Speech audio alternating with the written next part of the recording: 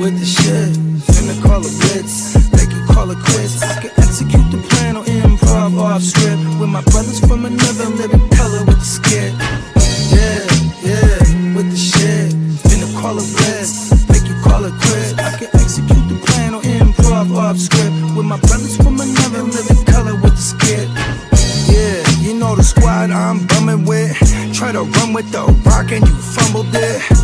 Finna spin the block in the mothership. Rock like Woodstock, big stock, smother shit. Word to Uncle Sam, we tax like the government. Still in the game till the day I'm in love with it. You are now rocking with the most coveted. Unapologetic, let you know who you fucking with. What's the use? I got the juice. Tapping head tops like Duck, Duck, Goose. Slide off smooth in a coupe, no roof. Rocking sheep's clothing, I'm the big bad wolf. Double up, we gon' double down and double that. If I feel him double crossed, I'ma double back. That's a couple hundred large in a duffel bag. Blitzkrieg, somebody gon' end up a pack. Yeah, with the shit. Finna call a blitz, make you call it quits. I can execute the plan on improv off script with my brothers from another living color with the skit. Yeah, with the shit. Finna call a blitz, make you call it quits. I can execute the plan on improv off script with my brothers from another living color with the skit. Yeah, you half steppers can't fuck with this. I'm with the big steppers and we stumping shit. Ice grill, you can feel the momentum shift. Alpha and the Omega, I'm the Genesis. Real savage, go getter. Yeah, I'm getting it. School of hard knock, I'm the mascot flipping shit.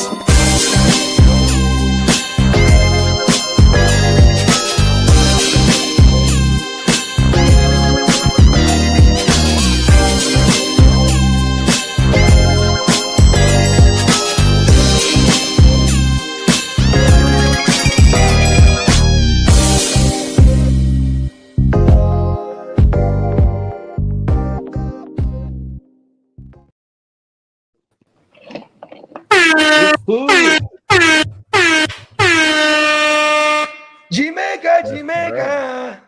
Yes, sir. Top of the top. What's good, everybody? Shout out to the motherfucking chat right off the rip, man. 100%. They've been going crazy ever since we've been doing the CFL, the UFL, and the motherfucking World Cup, man. Shout out to the motherfucking chat, bro. 100%, man. We starting new motherfuckers every day, bro. We getting somebody new in that bitch every day, and it's from somewhere else in the world. 100%. This GWN H2S shit has no boundaries, bro. 100%. Come on, bro. Show, bro. You gotta have the heart to start with. You come on, B. You feel me? 100%. Yeah, man. And you already know. You definitely tuned in to another live Tuesday post Father's Day edition of the Way. Yo. What's good, everybody? Come on, let's get some motherfucking energy, man. Let's turn this bitch up, man. It's a beautiful Thursday, like Big Bro said. We just coming off Father's Day weekend. If y'all was behind stage, everybody that celebrated Father's Day, especially in this GWN shit, had a damn good time. 100%. That Father's Day weekend is the precursor to what we're gonna see in about 57 fucking days, 55 days. Hold on, Lee. Let me get my shit off real fast. It's gonna be a whole bunch of grown men doing a whole bunch of grown shit, bro. And we gonna present this shit to y'all like nothing else. Oh my mama, a full slate weekend, bro. I am so excited, bro. I don't know about the rest of my brothers, but I can't wait till Vegas, dog. 100%. You know, I be trying to play it cool and shit. But then behind the scenes, I'm all giddy, like, yeah. I'm like, yes, it's almost time. But you know, I just be cooler, like But also too, because man, like it's just been the last couple months. There's been a lot of like in my personal life. It's been a lot of things. Been obviously had some losses. Rest in peace to the Rellies. You know what I mean? We forever gonna live it up for y'all. You know what I mean? And then on the flip side, it's the great balance of the universe. Had all this other positive shit going on. My daughter was graduating, then we was throwing a big party. And like, yeah, come on, man, congrats, sir. And that shit just it kind of consumed most of my obligations. And like, you know what I mean? But still trying to keep moving with the music. Shout out to my man Prime One, you know what I mean? Because we got a lot of shit cooking up. He just actually hit me with two of the coldest beats this morning. Fucked my whole day up. I almost wanted to cancel the podcast, but listen, y'all do it. I gotta go right. You know what I mean? Yeah, you could go ahead and go knock that out. We ain't gonna cancel this shit, man. We are not letting this shit die out, dog. 100%. Listen, you know what's so crazy is the first one he sent me, just on the way to dropping off the kids and back, I done wrote the whole song already. So I'm like, cool. I'm like, haha, P. I didn't have to clear my schedule. Then I get on this. Then it's about 10 minutes ago. He sends me another one. I'm like, oh, for real? I'm like how you just said though about you doing your music and all that shit. Like Lee doing his motherfucking shows by his motherfucking self. Everybody is inspiring everybody. I just cooked up my last video 100%. You know what I mean? I got to do some editing and shit like that. You know what I mean? About to drop that bitch. But yet the circle is still going. We all pushing this shit. You know what I mean? Even though we got shit going on outside and whatnot, like the goal is to make this shit be a motherfucking network. Because Lee is the one that said it to me like, bro, do you understand this is like really a network with the shit that we're doing right now? 100%. And with the shit that we doing right now is keeping that algorithm going. Like everybody got their own separate shit going 100%. Yeah. But when we come together and form like Voltron, man, we are really trying to take over these YouTube streets 100%. So, you know what I mean? Like I said, it's 14 million motherfuckers up in here. Shout out to wherever the fuck you found us at. If you fucking with the content, throw a like. Hit the stuff, you know what I mean, and stick around, bro, because you're going to get some great content. Nothing like anything else you're going to find on the net. Oh, my mama, 100%. Yeah, man. And it's true, and it's authentic shit. Over here on WYGU, we've been continuing the Spencer Guru Nation ranks debate. So I think he's pulling up today. He did say, right? He usually pulls up around the second half anyway. But you know what I mean? So we're shortly going to get to the streets here. You know what I mean? I know Lee got something cooked up for us per usual. You know what I mean? Sure. But let's run through the chat before we get straight to it, man. Top of the morning to the Prime Minister, man. Come on, man. Shout out to motherfucking dog. Canada in this thing. Shout out to Primetime Derek. GP, are you with me? Hey, Derek. Now I got to hold myself accountable. I told you that if GP sticks around for at least this year, I was gonna go get a GP jersey. He is part of the fraternity. I don't know if I'm gonna hang it up. I'm gonna wear it first. I'm gonna stick to my saying, bro. I'm gonna wear the jersey first on stream, and then I'm gonna retire that motherfucker. I'm gonna throw a Cowboy jersey on, big bro. Facts. You know what would be dope? What would match a Cowboy jersey? Remember them? Which Jordans is the ones where it's blue, white, and yellow? The 1994 ones, I think it is. And I think there might be like 96. They got the white strap across the shoulders. No, and they got the stars on it. Yeah, that's it looked like a golf ball on the side. It looked like a no. The one with the white straps on the shoulders and they got the stars on it. I want to say that's from the 70s. That's my favorite Cowboys jersey. Yeah. Oh, okay. No, I was talking about the Joes. That's some Joes that can match it. The what? I was talking about some Jordans that can match it. You know oh man, shoes ain't nothing to me, bro. I can match anything with shoes. I got about 50 pairs of shoes. You know what I mean? 100%. We just gotta get the gear right, man. All I got is different color Stan Smiths, and then I buy the same pair of white Vans over and over again. Gotta watch out for them all white Vans. Yeah, come on, damn, Daniel. Bring it around the white Vans though. Come on now. Shout out to Duce, man. 100%. Yeah, we are rock boys over here, man. 100%. People shout out to Leo. Lauren A. We appreciate you, Leo, for pulling up. What up, man? Shout out to Lauren. Shout out to Leo. Be killing shit. Come on.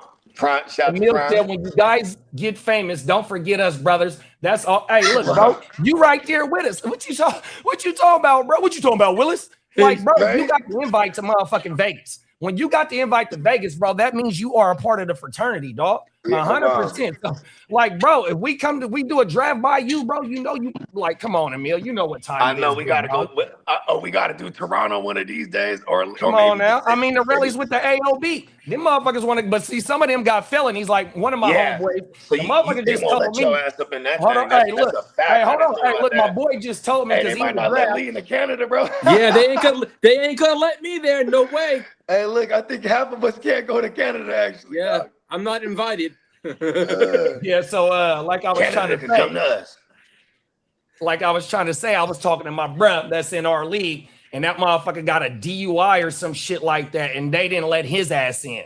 Oh my god.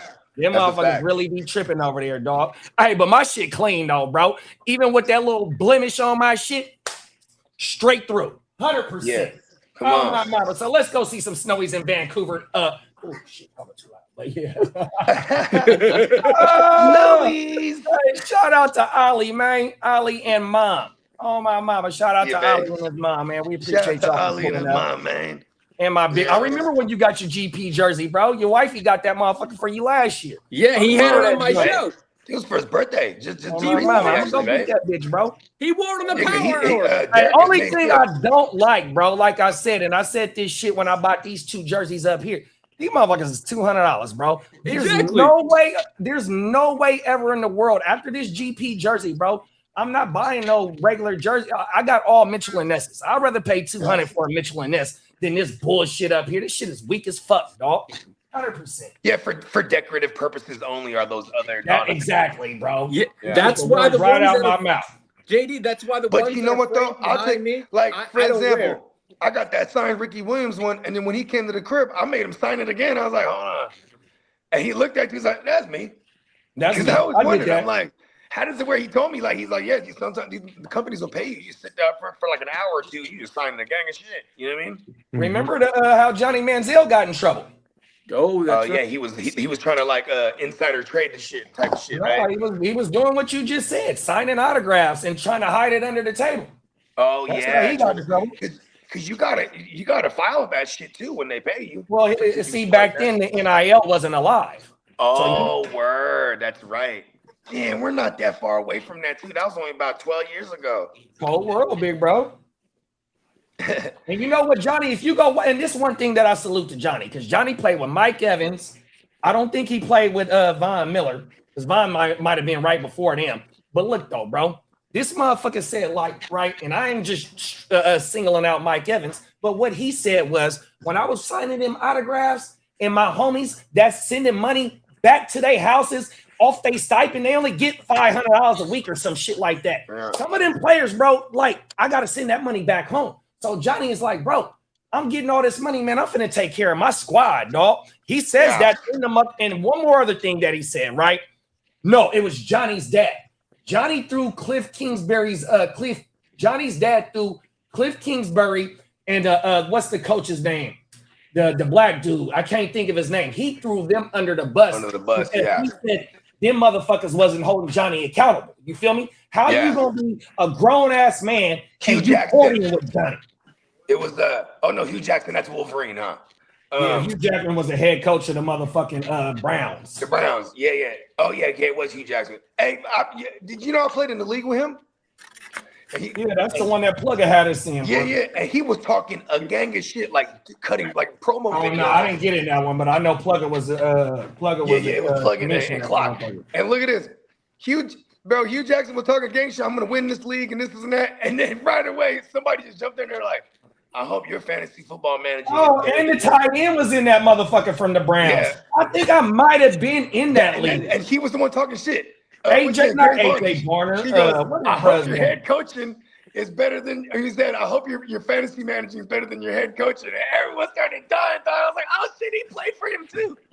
I was like, Gary Barner's played under Hugh Jackson. He knows. Gary Barner, that's his name. Oh my mind. Yeah. Shout out to Gary Barner. I think I was in that motherfucker. Yeah, Austin Eckler was in that shit, and oh no, if Austin Eckler was in it, I would. What's brother that rap? The Raiders got the tight end. Waller was in there. Waller, Pauls. And then T-Pain was in there. But it was for charity. But it was funny because T-Pain, he's a big Saints fan. So he was like, I have to have Alvin Kamara, dog. Like, he just announced it, like, in the chat. So we're just like, all right, let him have him. You know what I mean? And you better draft that motherfucker when it's your turn. Fuck Listen, you. he was the 4th overall, and he was, like, pleading with the top 3 people. Like, please don't All take right, Kamara. Guru Kamara just was, touched the like, thread. 2020. I'm going to drop He's in here. He's in here, Lee. Okay. Oh, he can't hear him. Mama, he's in here. Yes, StreamYard is kind of geeking. I can't hear Lee. Do you got admin, Spence, or you need me to let you in? He should have admin. It looked like he frozen. Because last week he was having trouble too. It looked like he froze it backstage. I think that he was probably trying to get his shit together before he revealed himself. StreamYard been on geek. Kellen Winslow Jr. Oh yeah, hey, shout out to my dog Kellen Winslow, man. Come on, man. Come on. He was a running back, right, for the Eagles? Nah, he played tight end for Miami. Tight end. Okay, I totally whiffed that. The Hurricanes. His daddy played for Lee's team. I met the father at Palm Springs. You know, there's an aerial tramway.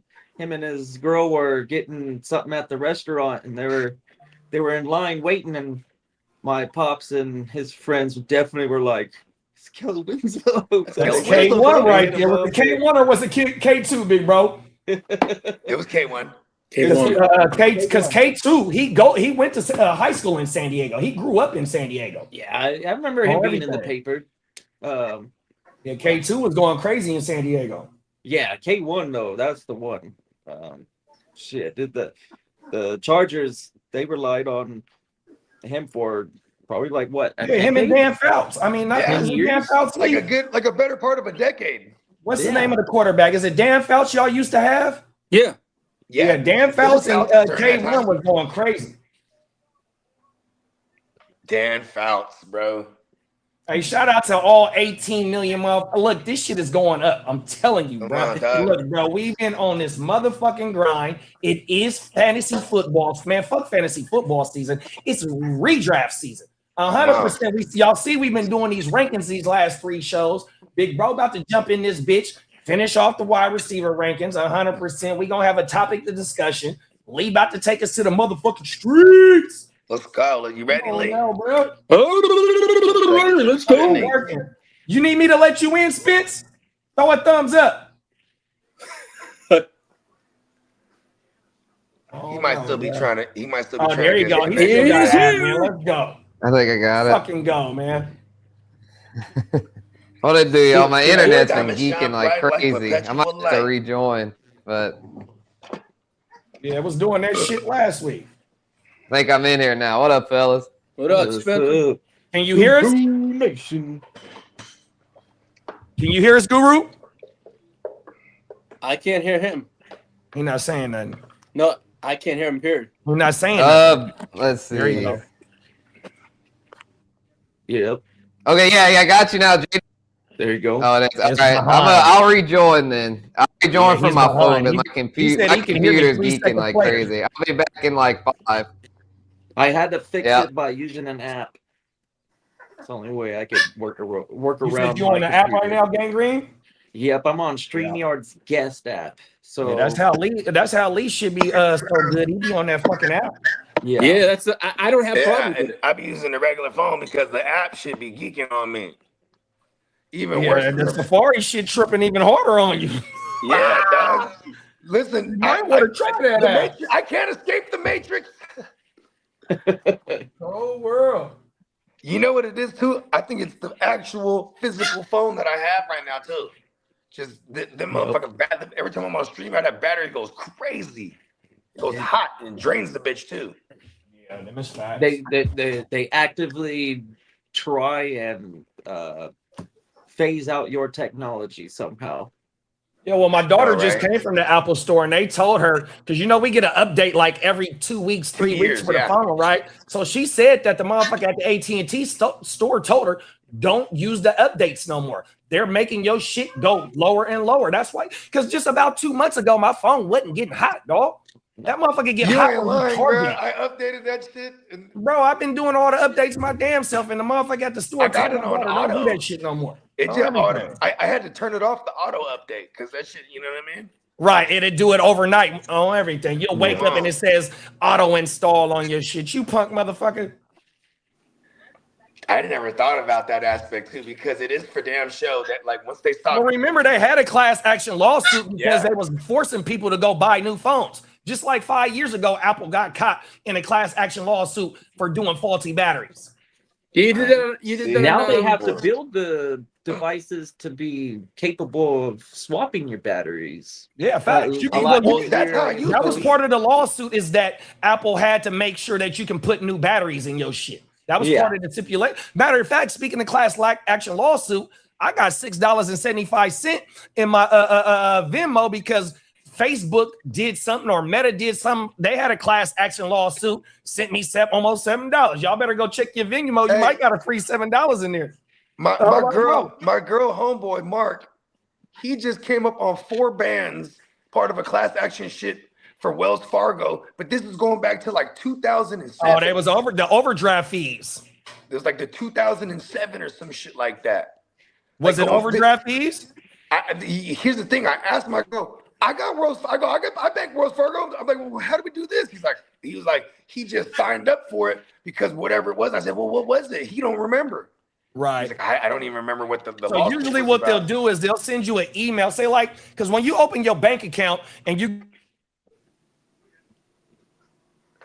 oh, that shit. Yeah, JD. So whenever there's a class action lawsuit and it's connected, your email's connected to whatever is getting sued, you'll get that in your email. I got another class action lawsuit that I need to sign up for. Here go. Right, I need to get it. I need to get my hands on some of these class action lawsuits, man. They just giving it out. Now there's another thing, right? So it's a commercial where all you got to do is enter your name, but they gonna charge you, and it lets you know if you got anything attached to you. If you got some money on you, say like a lawsuit. If you got like overpaid parking tickets and the city overcharged you, you got money waiting on you. It's a commercial where you can see and it tells you type your name in, but we gonna charge you, and we gonna see if we can find some money for you. Oh my mama, I have seen that. You know what? I need to find this service because I guarantee there's a lot of money out there for me. Universe, give me money every day. Gotta love the universe. Let me see if I can find this other class action lawsuit because y'all might be typing this shit. Come on, dog. You know what I mean? Let's get in on it. Let's start. Let's file one today. Let's file one against. Hey, we gonna file one against StreamYard. Yes. You know what I mean? We pay a guap to StreamYard. Defamation of fucking up our Venmo one. Venmo says Facebook consumer privacy user profile litigation settlement administrator paid you $6.15. Where's the other one at? That might be the only one. Huh? You know what I said? Man, we should have charged interest. Oh, here it go right here. Here go the other one. It says DeCoster versus Amazon.com. In class action litigation notice. If you purchase 5 or more new physical goods from third-party sellers on Amazon Marketplace on or after May 26, 2017, you may be a member in an ongoing class action lawsuit. You'll get that shit straight to your phone. Wow. I'll be turning a lot of my notifications off too. It's an email. This is what I'm saying. I make a point to like check my emails every morning. But I just turn most of my notifications off because it just goes hella crazy. Like my phone just goes crazy all day. Text messages, emails, sleeper notifications, Lee. Hey, I've been good on that. It goes, yay. So I try to limit it as much as possible so I can stay tunnel vision for the certain things that I need to prioritize. Yeah, I don't get alerts when my shit don't give me alerts when I get emails. I've gotten much better on text messages. That's what I'm saying. I keep my notifications off. I just check that shit like routinely. Yep. I never turn my notifications off. The only ones I got off is social media. Now, the main one that stay on is sleeper. 100%, bro. That's probably the only one that I let stay on like that, bro. I don't want to miss the trade offer.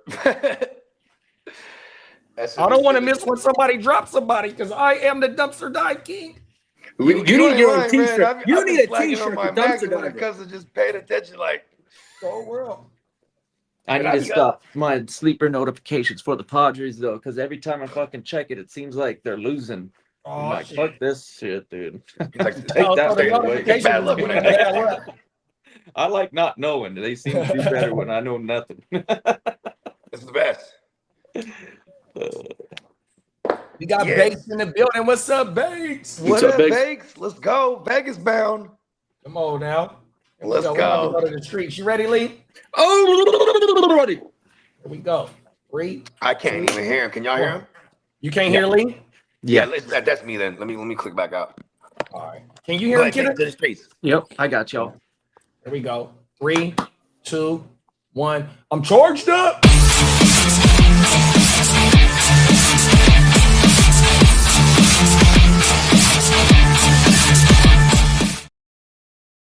Good morning. Happy Tuesday, motherfuckers. Let's go.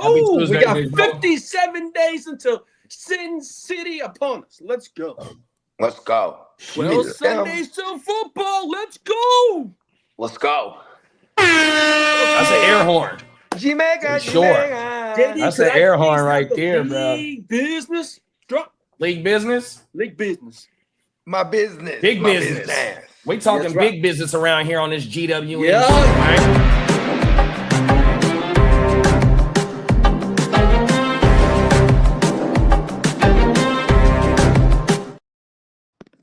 Ari in Hampton says, bump. Says Mike McDaniel will be a super good for Chargers running back. Let me see that sexy body go. Bump. Hey, you know they're so it's a versus between B2K and Pretty Ricky this week. Oh my Wow. Hey, I ain't gonna hold you. B2K might blow them out the water, bro. With dancing, but Pretty Ricky got slaps. They do. Now, see, I wasn't no B2K fan. Yeah, I wasn't no B2K fan, but I got Pretty Ricky first album on my shit. Hey, that was the shit. You remember that joint? You want to go live for that shit? I told my wifey the homies ain't gonna want to go live for that, but if you want to go live for that, we can do that. Listen, Brody, I'm ready to go live for all that shit. All right, we can do it. I'm gonna find out the date. I want to say it's like we're the unofficial judges for the versus battle. Yes, sir. Yeah, I want to say it's the 25th. Wifey sent it to me. I'm like, man, the homies don't want to do this shit. Okay, but if they do, I'm like, yeah, I'm with it my damn self. I remember, my younger sister, she's 4 years younger than me, right? And so, like, when I was in junior high, and then when the B2K thing was popping, she was like, her and the rest of like freaking little girls her age were just over the top, over the heels on B2K. You know what I mean? Come on now. They were on B2K. She had the posters, everything. Oh my mouth. You know what I mean? B2K, bro, was real life little girls crushes and shit like that. Oh. No, you ain't lying, bro. And think about this. Them motherfuckers, dog. Them girls are in their 30s right now. They're gonna show up. So look, my wifey, They're she gonna came show out up to this thing. Hey, look. So on Sunday or Saturday, no, Father's Day, me and her mom, my mother-in-law, we sitting on the couch. She getting out the shower and whatnot. She like, I'm already ready for the verses because she was just at the concert. So it's a B2K on the front, and it had the Pretty Ricky on the back. They just did a tour together. Oh, that's what's up. Oh my man. But it's gonna be animosity because each of them groups feel like they got the better group. Just like what we didn't see between Rick Ross and French Montana. Right. Some homie ass shit, man. That shit, man, get the fuck out of here, dog. Even though I love E40 and Too Short, but I thought that was whack too. I was like, why are you making them verse each other? You know what I mean? I was like, you know what I mean? The OG versus the OG. That's fucked up. You know what I mean? They were just like, yeah, look, just go ahead. And I guess maybe no one's on their level in that aspect. You know what's crazy? I just thinking about it right now. Damn, Too Short has been rapping longer than most of these motherfuckers, bro. He's been rapping since what, 82? Huh? When was Freaky Tales? Like 82, 84, something like that? Like 85, I would say, something like right? that. These are the tales, the freaky tales. These are the tales that I tell so well. Well, Jim Harbaugh thinks the Chargers offense might be a lot scarier than people realize. He says the best is yet to come, in quotes. Back-to-back Chargers news. And now this one was kind of cool. And JD's I didn't know we were on the Chargers show. Here we go right here, y'all. Well, Look. JD's a sneaker fella. Well, Sean McVay has signed an endorsement deal with the Jordan brand. Oh, wow. Let's go, McVay. Yeah, McVay be annoying me. Sponsored by Jordan. So here we go right here. June 25th, 6:30 Pacific Standard Time. Okay, word. Nice. Oh, that's 2 days away. I think today the 23rd. Yeah. Okay, yeah, we doing that. That's on Thursday. Yeah, hell yeah, we're running, bro. Shout out to the Crooked Commish. What's up, Craig? With Guru back in the house, Drew Brees helped Tyler Show organize the Saints quarterback wide receiver retreat in San Diego. Let's go. Shout out to Uncle Breeze. Yeah, man. Uncle Breeze is still kicking, man. He's freaking he was the grand marshal for the NASCAR race out in San Antonio. He stay making moves. Does he live in New Orleans, big bro? Or San Diego. San Diego. Oh, he lives in Dago. San Diego. Okay. Yeah. Because Dago is arguably one of the most beautiful places on the planet. You motherfucking right. Bro, I mean, San I love Diego it, is shit, but boy. they got us beat when it comes to weather, bro. I mean, San Diego weather, it don't get any Perfect. better than that. It's fucking Yeah, perfect, you ain't dog. lying. It's paradise. It's paradise in America. You don't really get too many paradises in America, bro. 100%, and that's one of them. Like I remember there was like a good 4 or 5 year stretch where we did Thanksgiving week in Hawaii, and then at one point they're like, we should just go to Oceanside. You know what I mean? Yeah. And like it was just as dope, and it was like a fraction of the cost than doing Hawaii especially back then. Super expensive, boy. Like Hawaii and Alaska, bro. Like a gallon of milk is $10 because you got to go hella far to get that shit. Oh my mama, the gas probably over in Hawaii might be $7 right now. Ooh. And I'm like, and Hawaii, they get in the bag because I'm like, you have to. They're used to this level of expenses, right? So you got to imagine they get in the bag, bro. Bruh, one of my favorite shows is the Rebuild show in Hawaii. It's a husband and wife couple, right? And bro, last night I'm watching that shit. They get a property for $980, and the motherfucking projected profit or the projected for it to sell is at 1.4, 100%, 1.14. Oh my mama. I'm in the wrong. Well, the Mariners owner John Stanton is now considered the favorite to buy the Seattle Seahawks. He's worth about 4.6 billion, and he's the front runner for the Seahawks. Not enough. Yeah, they want $10 billion for that motherfucking franchise. Yeah, well, I don't know. He gonna get some partners though. Exactly. Well, hold on, Lee. Bake said he when we ended the show last night, you didn't see it, but he said he sent you a trade. Because when we ended the show last night, I was showing the comments, and he got a trade for you for Hampton, big bro. Oh, I've been a little more. I just text Bakes about 5-10 minutes ago. Well, and Derek said his face will not be on camera for this. Hey, I'm not afraid and ashamed to say that I got Pretty Ricky in my motherfucking playlist, bro. I used to see like because I'm a player, bro. I listen to R&B, bro. I listen to it out loud. I'll pull up to the spot knocking that shit, bro. Real player shit though, bro. On my mama. Hey, and Pretty Ricky got slapped. That shit was the slap. Like I don't care for any of their other joints, but that one is cold than a motherfucker. Just that beat. It's 5 a.m. and I'm up talking phone sex to you. So horny. So like, come on, bro. Look, bro, I'm gonna be on that. If we go live, I'm gonna be on that bitch singing like I always do, bro. Come on, dog. My bad. Oh, yeah. Hey, Banks, just so you know, I'm looking at your trade offer right now. We will talk. I'm looking at it right now. Hey, Banks, let me just say. Hey, yeah, that undergo crazy. My daughter know that shit by heart, and that was like 08.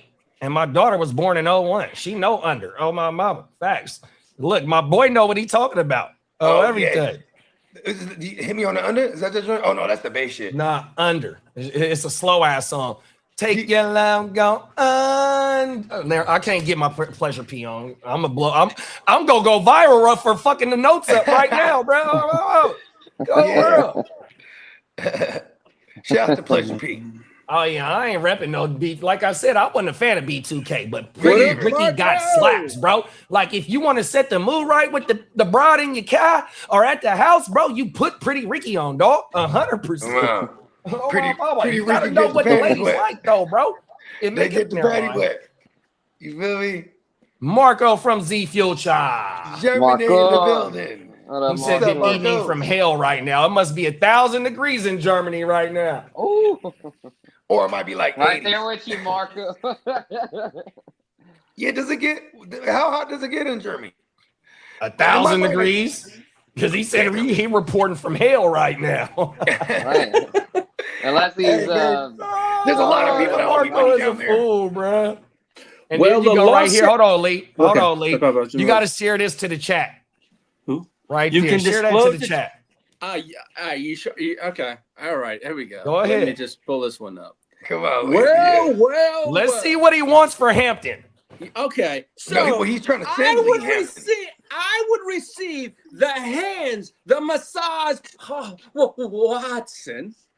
I would receive massage hands on Watson, Christian Watson, Josh Downs, Amari, and Hampton. I would give up Reed, JJ, I'm that Sucky McCarthy, I Davis from the Jets, the running back, Arvell Reese, the linebacker, and a 2027 first-round pick. Who's the first name he said he is? I would be who for me or Read for everybody that you Reed. got to give up again. Reed. Who's Jaden which Reed? Jaden Reed. I Jaden want that Reed, Lee okay. 27 first. Yeah, Yeah, you that's ain't what lying Bakes there. was You trying ain't to get. lying You see, there. me and Bakes though. Me and Bakes tried to trade, and that motherfucker just telling me that he ain't trying to give up the Jordan Love and Christian Watson stack. You's a cold motherfucker, dog. I'm looking at him. I understand about Jordan Love because Jordan Love is Big Bakes a lot's brother. Yeah, 100%. They grow up in the same city. That's his the brother. belly from the hometown. No, I understand that. But Watson, though, bro. Hey, look, man. You know I was trying to get something done, bro. Players are not movable. Just some Hey, leagues. Mike, I want Watson in Hampton. Cold world, bro. Let me get in the mix. I'm ready to leave to the streets. Let's go ahead. What do we got out here? Yeah, that's My bad, Lee. Hey, look, he's looking at the trade. What Was you looking at the trade again, Are Lee? you getting your running What? back? Yeah, Hey, look, he I'm doing his fucking- finger on his I'm lip. not It look, Hey, listen to me. it looked like you was contemplating the trade, bro. Last year, I made some fucking boneheaded, fucked up decisions. I am not repeating this year. And that motherfucker's coming. you don't want your boy? I fucked up last year. Bro, you just Not a bad led deal, off the but news about you are how giving up big that of a first. season that Hampton had. And that don't sound like too bad of a trade. You know, it's kind of The hard only really looking thing at or I'm listening thinking to There's a this. lot of Christian pieces in there moving Wait, around. I'd like to Lee. know my it. wide receiver room, but I'm leaning there, but I don't want to fuck up like last year. And to me, Wait, it only wait, sounds wait, like wait. hey, to me, it only sounds like all he wants is really that 27 first and That's a Jaden fact. Reed. I couldn't remember. Oh, and Arvell Reese. You got Arvell Reese on Yeah, your I team? got Arvell And then he Reese. threw That's it. the really And three then players that he really sounded- want. It sounded He to threw me a as JJ the in Hampton there. Side, the Hampton side sounded pretty tempting because you can get Hampton as well as Christian Watson, right? Yeah, he's Yeah, getting Christian both. He's Watson getting. I'm could have a receiving both breakout Watsons, season. Downs, and Hampton. And Downs could be pretty solid too, since Pittman's no longer over there. Banks is diabolical because he wants that first because he believes that first is going to be very coveted. Mm-hmm. Yeah, I mean that 27 class should be very good. Lee, I would put it like this: if you think your team has a shot to win this year, I'd take that shit. But if you feel like you need to keep building and need that 27 first, then I'd hold tight. It's That's how I'd tough. look at It's it. tough because it's a $200 league. No, I know. Those I things don't are give a fuck signing $2 million. fees I'm are going to play big the boy same fees. savage way I play Get it. it. I know So, I'm a fucking when savage, it but comes God when damn it it, comes to I'm trading, thinking. you gotta assess where your team is at, and if you Exactly. think you I don't got want a to shot make. to I made a strike. boneheaded move last year, and I don't want to regret these little moves again because it's rebuilding each year. He's glitching. Well, if you Hey, feel Lee. All you gotta do is go to Hey, the Lee. owners, I would go hold to on Chase to that Brown, Derrick 27 Henry first. owner, and see what they want for for comparisons. Yeah, or test the market, like Kid is saying. Yeah, see what. Hey Lee, bruh, if you add Omarion with Gibbs, bro, kind of nasty. Hey, bro, let me get Gibbs above you, Lee. And you coming up on Christian Watson? Let me get Gibbs, bruh. You got two good tight ends, so this is tight end premium. Yeah, you got Burrow. Don't give up Gibbs. Yeah, don't give up Gibbs. You want to add Hampton with Gibbs. My battery might be juicy, La Paz, but it ain't going that far. Don't listen to him, Lee. Hey, I listened to a lot of people last year, and where did that get me? Not that very far. I'm looking at your team right now, bro. You weak at the wide receiver position, though. I am. I know I'm weak in the knees, Pause. I get so weak. Yeah, you're a cold dude, Bogey. If you need a receiver, hey, I told you we be on that R&B shit. Yeah, catch us Friday or Thursday for the verses. Knock me right off of my feet. Well, speaking of Josh Downs, he's expected to see more targets in a larger role, Pause, and he's in the trade offer that he's trying to give you Josh Downs and Christian Watson. That's what I'm saying. That's a pretty good freaking deal. I think you kind of win. Listen, I kind of think so. I think Bates is in a rebuild or something. Listen to the sound of my voice, Lee. Yeah, Bates. The Reed love stack. Okay, Bates been trading since last year. I think him and Diamond Joe pulled off a major trade with some quarterbacks on everything. Him and Joe. Bates been shaking shit up. He acquired Lamar right out the gate. Yeah, he been shaking shit up, bro, on everything. Yeah. Is this my old team in the That's what I was looking at. It is your old team. So he just started this year. He started off 26 with a banger. I thought he was in there with us last year. I'm burned. No, that was Spencer. We have Spencer's the only one that has provided North. Yeah, that league was sick. I hated the drop because that league was very solid, and I know Bates doing his thing with it. So I mean, that. Yeah, and you know what's funny? Bates was gonna be. Bates was one of the ones originally, like a couple years ago, who was gonna be in it, but then he didn't respond fast enough, so then he got in the nice guys league. But I wanted Bates in this one too, because I know Bates is always down for the higher money leagues. You know what I mean? Like he's always just with the shit. You know what I mean? And down to shake the shit. Big bro, he coming to swing his sword every motherfucking time. Yeah, come on. That's what we do is swing our motherfucking swords with this fantasy. Here go lead team right here, bro. Oh, excuse me, y'all. My bad. Lead team ain't too bad. He just need receiver help, dog. Because look, bro, he got Burrow, Gibbs. He add Hampton. Hampton is going to be a damn great running back right now in that system. But he got Lemon, Addison. Addison is his boy, and Wandale. So if you're able to go get Christian Watson, who is one of my favorite wide receivers going into this year, it was Downs, and you got Kincaid and Ferguson as your tight ends. Fucking deal. Let's go through. You put it through. Yeah, action, baby. Let's go. Action. And then. Oh, never mind. I ain't gonna help you out too much. But you got some pieces. Done. I sucked it up, pause, and hit the bit. Oh, wait. For real? Damn. Oh, wow. Oh, here it go right here, y'all. Can y'all see it on the screen? I just got our fucking board. Let's fucking go. Let's go. Can y'all see it? Yeah. That boy ears ain't playing. He actually traded. He's able to trade Watson. You got Steven's kind of nasty now, dog. I ain't gonna hold you. Okay, let's read it. Bogard, I ain't fucking playing. Okay, here we go. I'm gonna read it out loud.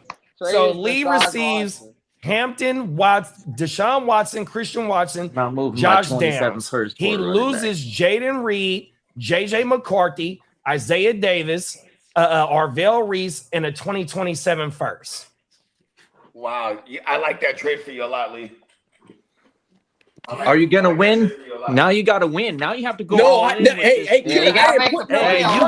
You got your wide receiver help. Lee is trying to strike now, so I think Lee, you need to try to sneaking them off. Man. You don't hold those two running backs and not try and win. Right? I'm going after this one now. Yep, you gotta try to sneak in the off. I remember the very first year of this league, Diamond Joe, shout out Diamond Joe. He was the 6th seed, snuck in the off, and ended up taking the chipper. So you got Watson, Downs, Lemon, Wandale, who's gonna ball out this year. Come on. Kincaid and Ferguson. I don't know who this. I'm doing Yeah, I that traded Ferguson. That was part of our trade from last year.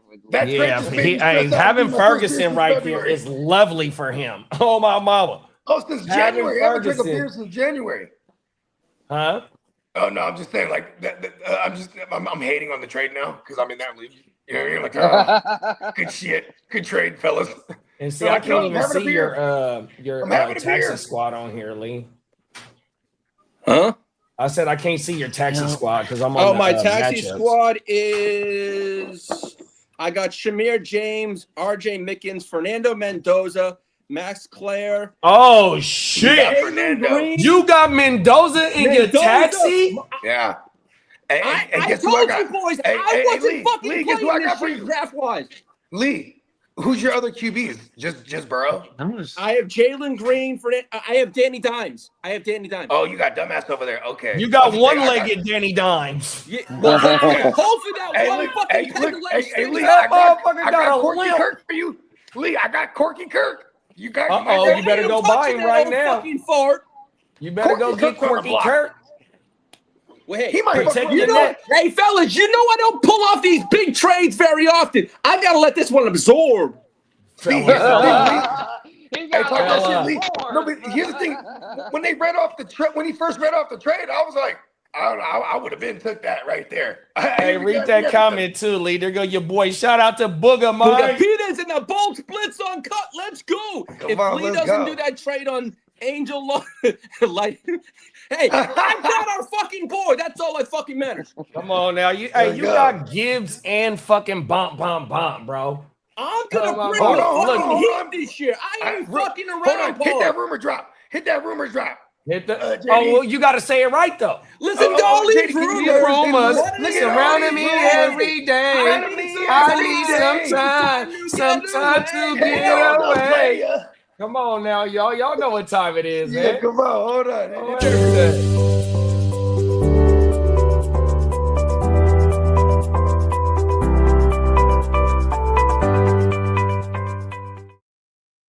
All right. That's a King D. All right. Hold on. The rumor is, just keep it between us though. Lee about to trade me Gibbs. Let's go. Shit. Let's go. Hey, league rumors. You know what? Those rumors might be rumors, but you're sniffing the wrong thing. Oh shit. I don't even know if to pause that. Hey, that motherfucker Bogey did say he used to fuck with the slalom the other day. On, that shit was funnier than he said, I want a gold medal. Then Brett said something. And he was like, well, you never mind. Hey, Bogey, when you say, well, you still can, like, I'm like, oh my God. I thought about it for a second. Like, oh, what you talking about, Lee? Whole world, bro. Hey, only on the GWN will you get this content. All 15 million motherfuckers. If you are not familiar with us, wherever you found us at, throw the thumbs up, hit the subscribe. This is fantasy football season, man. You're not gonna get nowhere else, man. 100%. And I want to shout out to the chat.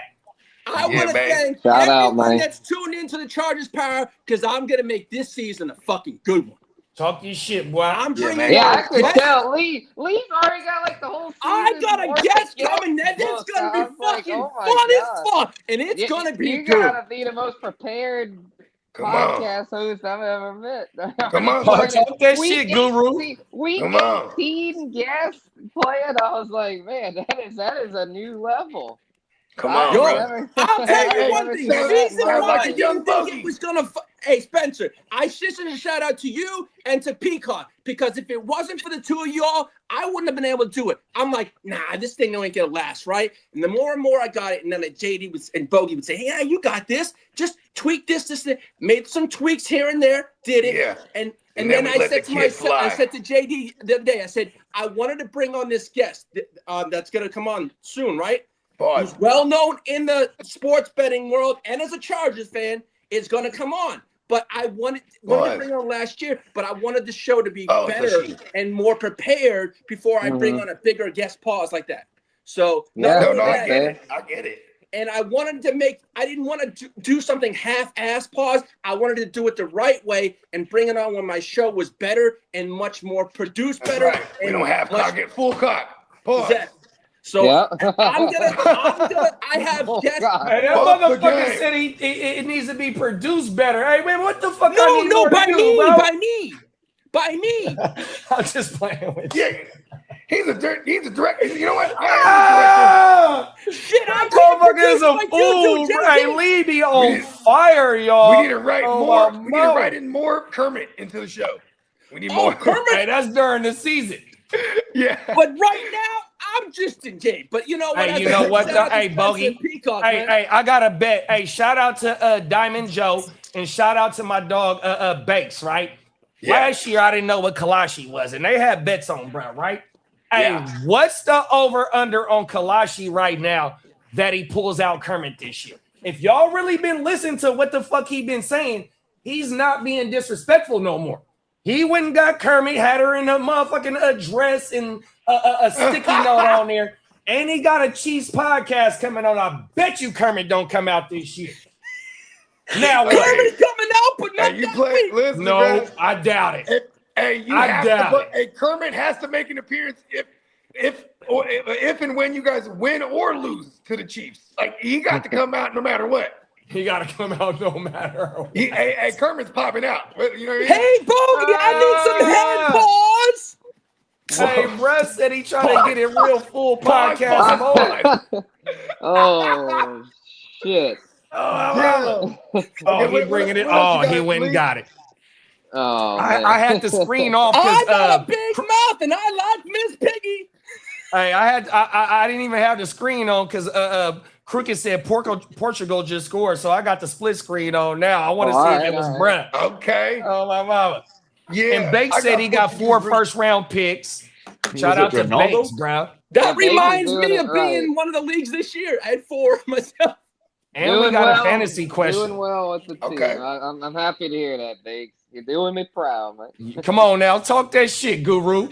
Oh yeah, I knew it was going to a good home. Shout out to Bakes. Hey, Bakes adopted Guru's son. Oh, everything. Son, I'm gonna drop you off at Bakes' doorstep. You're gonna love California. California is a beautiful city. You have nothing to worry about. He's gonna raise you right into a fucking champion. Oh, what? 100%. Only on the GW. Only on the GW. Hey, come on, Here goes fantasy question.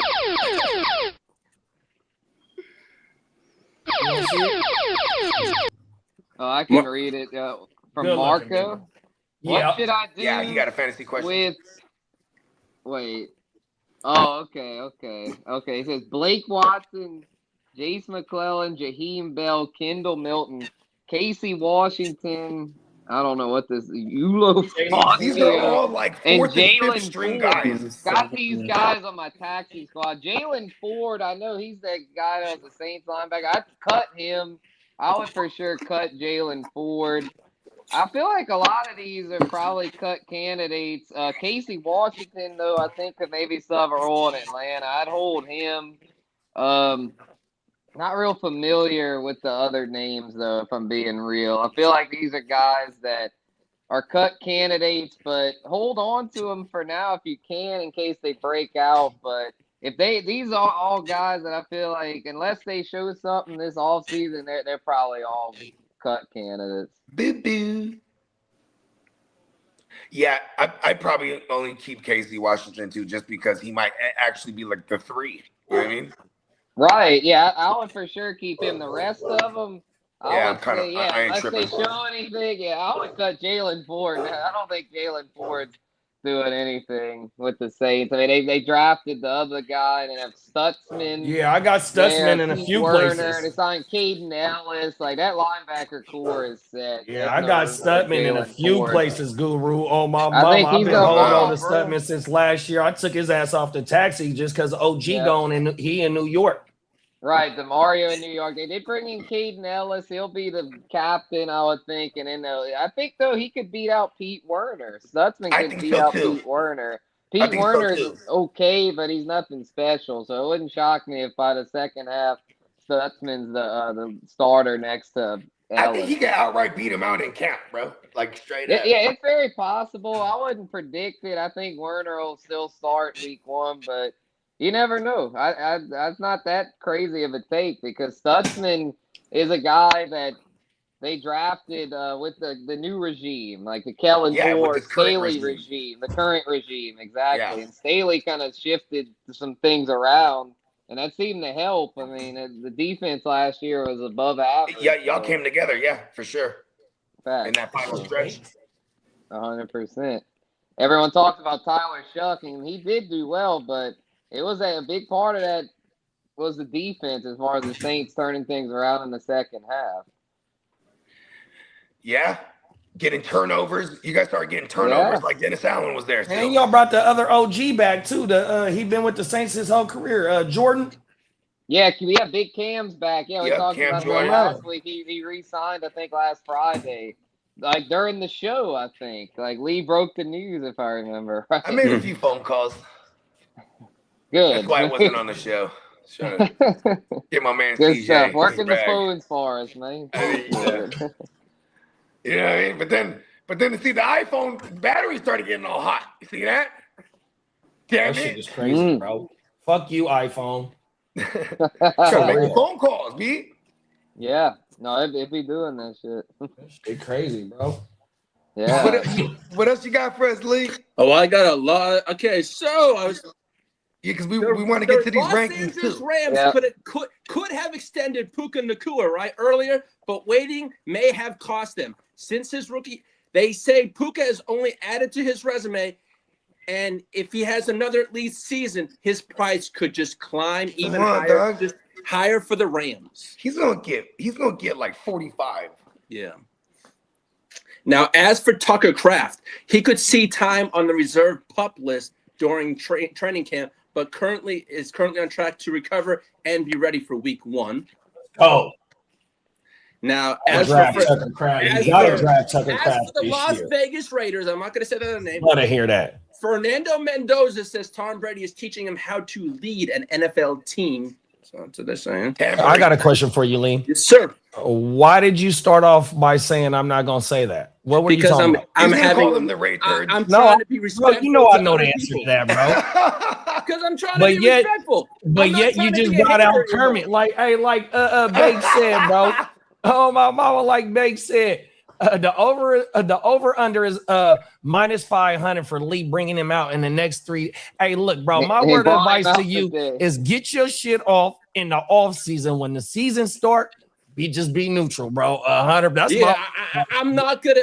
Especially with guests on, bro. Like, what did you say? Bogey real and JD, you tell me a lot. Watch the tape back. I watched them back quite a bit on the TV, and motherfucker, I was like, "What the fuck was I doing?" Oh, and also another word of advice: Pick your spots. Hey, we got a goal too, where you can talk your shit. You know. Yeah. You don't want to overdo it. You know. As I said, Spencer, I'm still a work in progress. Talk your shit. But, now I need the rumor report. Oh. Listen to all these rumors. On the rumor. Running me every day. Hating on the player. I always flip it to the masterpiece after. Come on now, talk that shit. Look at all these haters. Surrounding me every day. There you go. All right, Lee.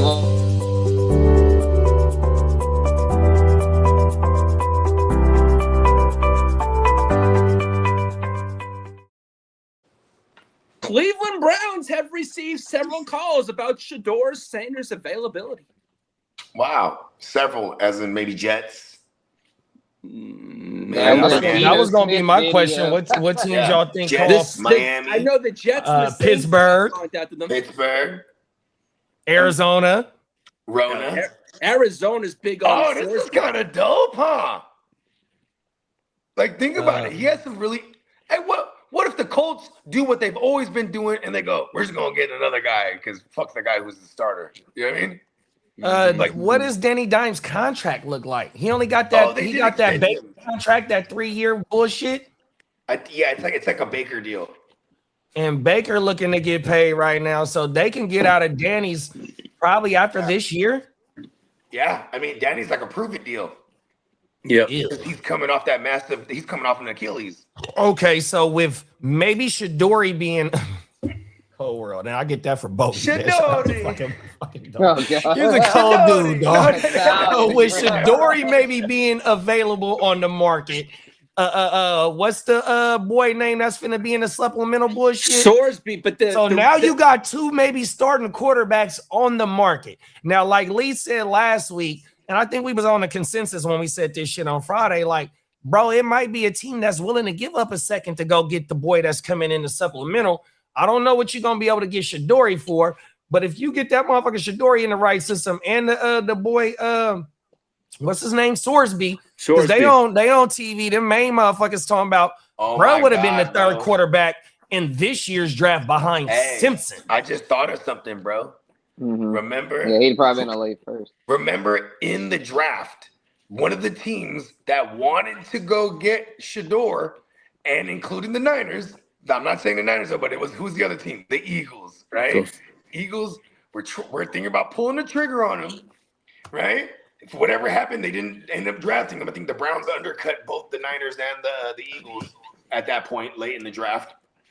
And what is the Eagles talking about right now? Jalen Hurts is kind of in a prove-it kind of situation. Maybe even Howie Roseman's crazy ass evil genius motherfucker could be one of the teams that they're talking about. Because when you say several by definition is 4. We just rattled off 6 teams that actually are kind of fucked up at that position. You know what I mean? You know what? You said 6. Oh, my bad, Spitz. Oh, good. I'm gonna say my take is that I don't see the Browns moving him because Massage Watson hadn't played in years. I mean, why are you really gonna put all your eggs in that basket? That seems nuts to me. I think they gotta keep Shedeur. They gotta. But the Browns shit all over everything they do. No, I know. I mean, it wouldn't shock me if they fuck it up. But in my opinion, if they trade Shedeur, that's a big L for them because you're not gonna get enough in return to justify that. And if you're stuck with Watson and you're having to start over at the position again, if he's a flop, like. That's just gonna I know the Browns are gonna Brown, but to me that they can't. And they got hella first round picks too. That's they actually like tank again this year. Rookie deal. I mean, you gotta hold on. But that's what I was gonna say, Spence. I'm so glad that you said that because damn near every team's goal is to have a rookie quarterback on their deal and build everything else out. That way, you know what I mean? You got a better chance at getting into the dance. And then, you know, whatever happens in the dance is in the dance. But that is like the goal, bro. You want to get one of them motherfuckers on that rookie deal. And he got 3 years left on that motherfucking 5th round deal. That motherfucker only make maybe 1 or 2 million on his contract. But that motherfucker balling with them jersey sales and shit like that too, though. Yeah, no, that's for sure. And then also, you know how else that ties in to Shedeur? Man, the motherfucking owner is getting shit like that. Haslam is not letting Brett walk out. And then there's no way. Philly wanted him last year. You know who else wanted him? Todd Monken wanted him last year, but he was like, "Nah, I don't want to back up Lamar." That's Todd Monken's now a Cleveland coach. Monken don't want Brett to leave. No. That is true. I didn't think about that. They ain't letting him go, bro. There's whole world, bro. On my mama. When the moon hits your eye like a bitch. That's Commanders. Hey, bro, you the only reason why I call that motherfucker that, dog. Commanders head coach Dan Quinn is viewed as being on the hot seat in 2026. Oh shit. That makes sense. Get him. Peacock. Shout out to Peacock, big Brad. He said I'm taking Puka at the 1-0. Everywhere. Talk your shit, man, Let's go. I would too. Hey, Puka want the $50 million contract, Peacock. Yeah. I don't even want 45. I'm talking 50. Well, I know we were speaking 50 burger. I know we were speaking about Brandon Sorsby. Well, the Cardinals will be one of the top teams to watch for Brandon Sorsby, according to multiple high reports. So, what does this entail? Like, let me ask they're saying a 2nd round pick is what's going to take to get him. No. Let me get your opinion on this. How do we handle this in dynasty leagues? Like when when he gets into the league, like what do we do? We just throw him to the waivers? No, well, yeah, because he gonna be on the in our shit. We got the fab. You feel me? So it's you if you want to spend your whole 250 or whatever the fuck you got in the off season, you better do it 100%. I think everybody gonna do that. Yeah, well, I mean, and then it's gonna go by the waiver priority. Okay, yeah. So whoever finished last. Yeah, so if everybody spend whatever the fuck they got, say like if it's 3 motherfuckers in the league, 5 motherfuckers in the league that still got all they fab, right? Then it's gonna go to the motherfucker that got the highest waiver priority. Right, priority. Yeah, I got the hold on. I see. Oh my mama. Yeah. Okay. Someone's gonna like blow that the whole because load, Paul. you know what's crazy is it became like a real thing like a week ago. People were like, you know, they're like, oh, what are we gonna do with this guy? And this, I'm like, do we even want this guy? I'm like, what? Yeah, in our leagues you do. Yeah, bro, flag. Bro, that motherfucker is running the ball too, though, bro. He got lightweight accuracy from what I've seen, just some little highlights, but he got wiggles. 100%. Bro, Pittsburgh, Arizona, all the motherfucking teams we just did for Shedeur, they gonna be in it on him, bro. Paul. Thank you, because I was gonna say like I was like, why is everyone tripping last week over this Sorensen guy, right? Or Sorensen, whatever the fuck his name is. Sorsby, yeah. and then I go, oh shit! Even just after having this conversation, I'm like, damn, there is actual opportunity. Yeah, for super flex. Yeah, there is in one quarterback league. In a 1 quarterback league, I mean, if you got room on your taxi squad for sure, but you ain't gonna get, you're not getting nothing out of me this year. It's too late in the motherfucking season. He didn't do nothing in April with no team. He only about to get the playbook right now. You feel me? Yeah. And then it's already some other quarterbacks on that team wherever the fuck he's gonna go. So he's not until next year. Is there any coaching correlations?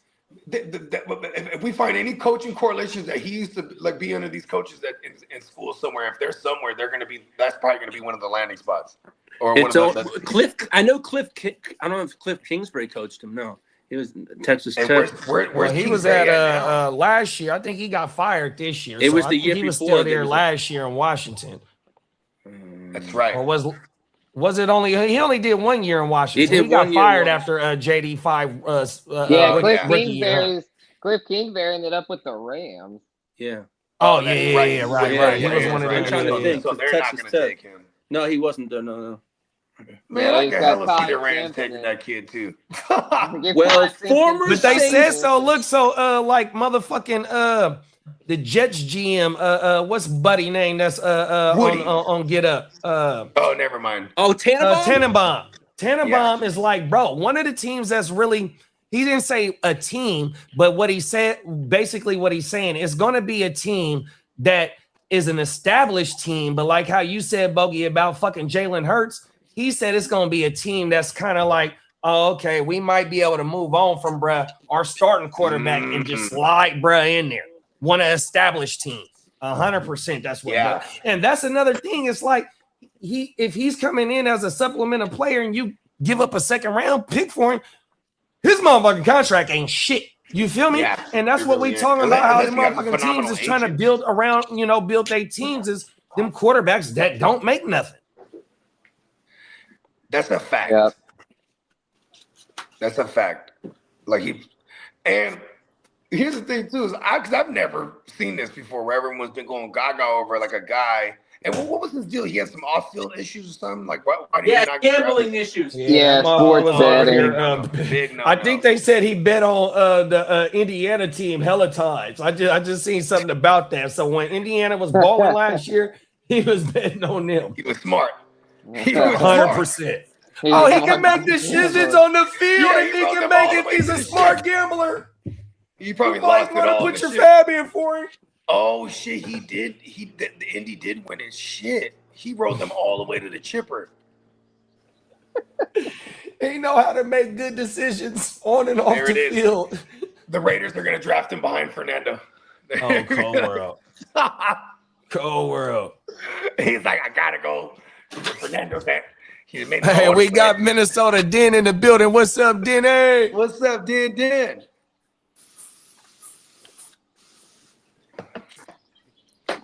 He said he got his fit put together for Vegas, bro. I see him, bro. Hey, world. That's why I fuck with Dennis too, because he was putting it together. Like Peacock. Dennis be looking like a real P every time we're in Vegas. Them is facts. Them is facts. And Big Bro don't be playing. the cool white peas that they kick with all the brothers and shit. You know what I mean? Cold world. He's like Gator. When we're in Vegas, he's like Gator from the other guys. That's white chocolate. Portugal 2. You know what I mean? Gator's 2-1 now. Man, Peacock said, I got the hold on Lee overlay anytime you need it. What the fuck? Oh, what the fuck? Hey, Peacock using food, bro. Oh, my mama. Oh, every day. Where's that? Let me go see that shit, bro. What the fuck? The hole? What the hell? The hold on Lee. That means like Hold on, Lee. Oh, here it go right here. Hold on, Lee. Oh, no, I saw that last week. Pump your brakes. Slow down, Turbo. All right, Lee. My fucking big ass motor prangle. Any more news? Or are we ready? Yo, I got. You know what? Hold on. Let's get to the rankings. How about this? I'm gonna burn through it so we can get to the rankings. I don't need the drops. I'm just gonna go straight through. Okay, come on. Let's get in front All of right, former Saints wide receiver Michael Thomas is expected to retire. Ravens are viewed as the favorites to land Stefon Diggs. Whoa. Oh, the Raiders, you said? No, Ravens. Oh, the Ravens. Ravens. Oh, Washington. I thought he said New Orleans for some fucking reason. No, the Washington Commanders are expected to add another wide receiver before the training camp starts. And why isn't it Diggs? And no, their interest is DeAndre Hopkins. What in the fuck is going on? Exactly. Not even now the Keenan New Allen York Jets are still believed to be in the market for a backup quarterback.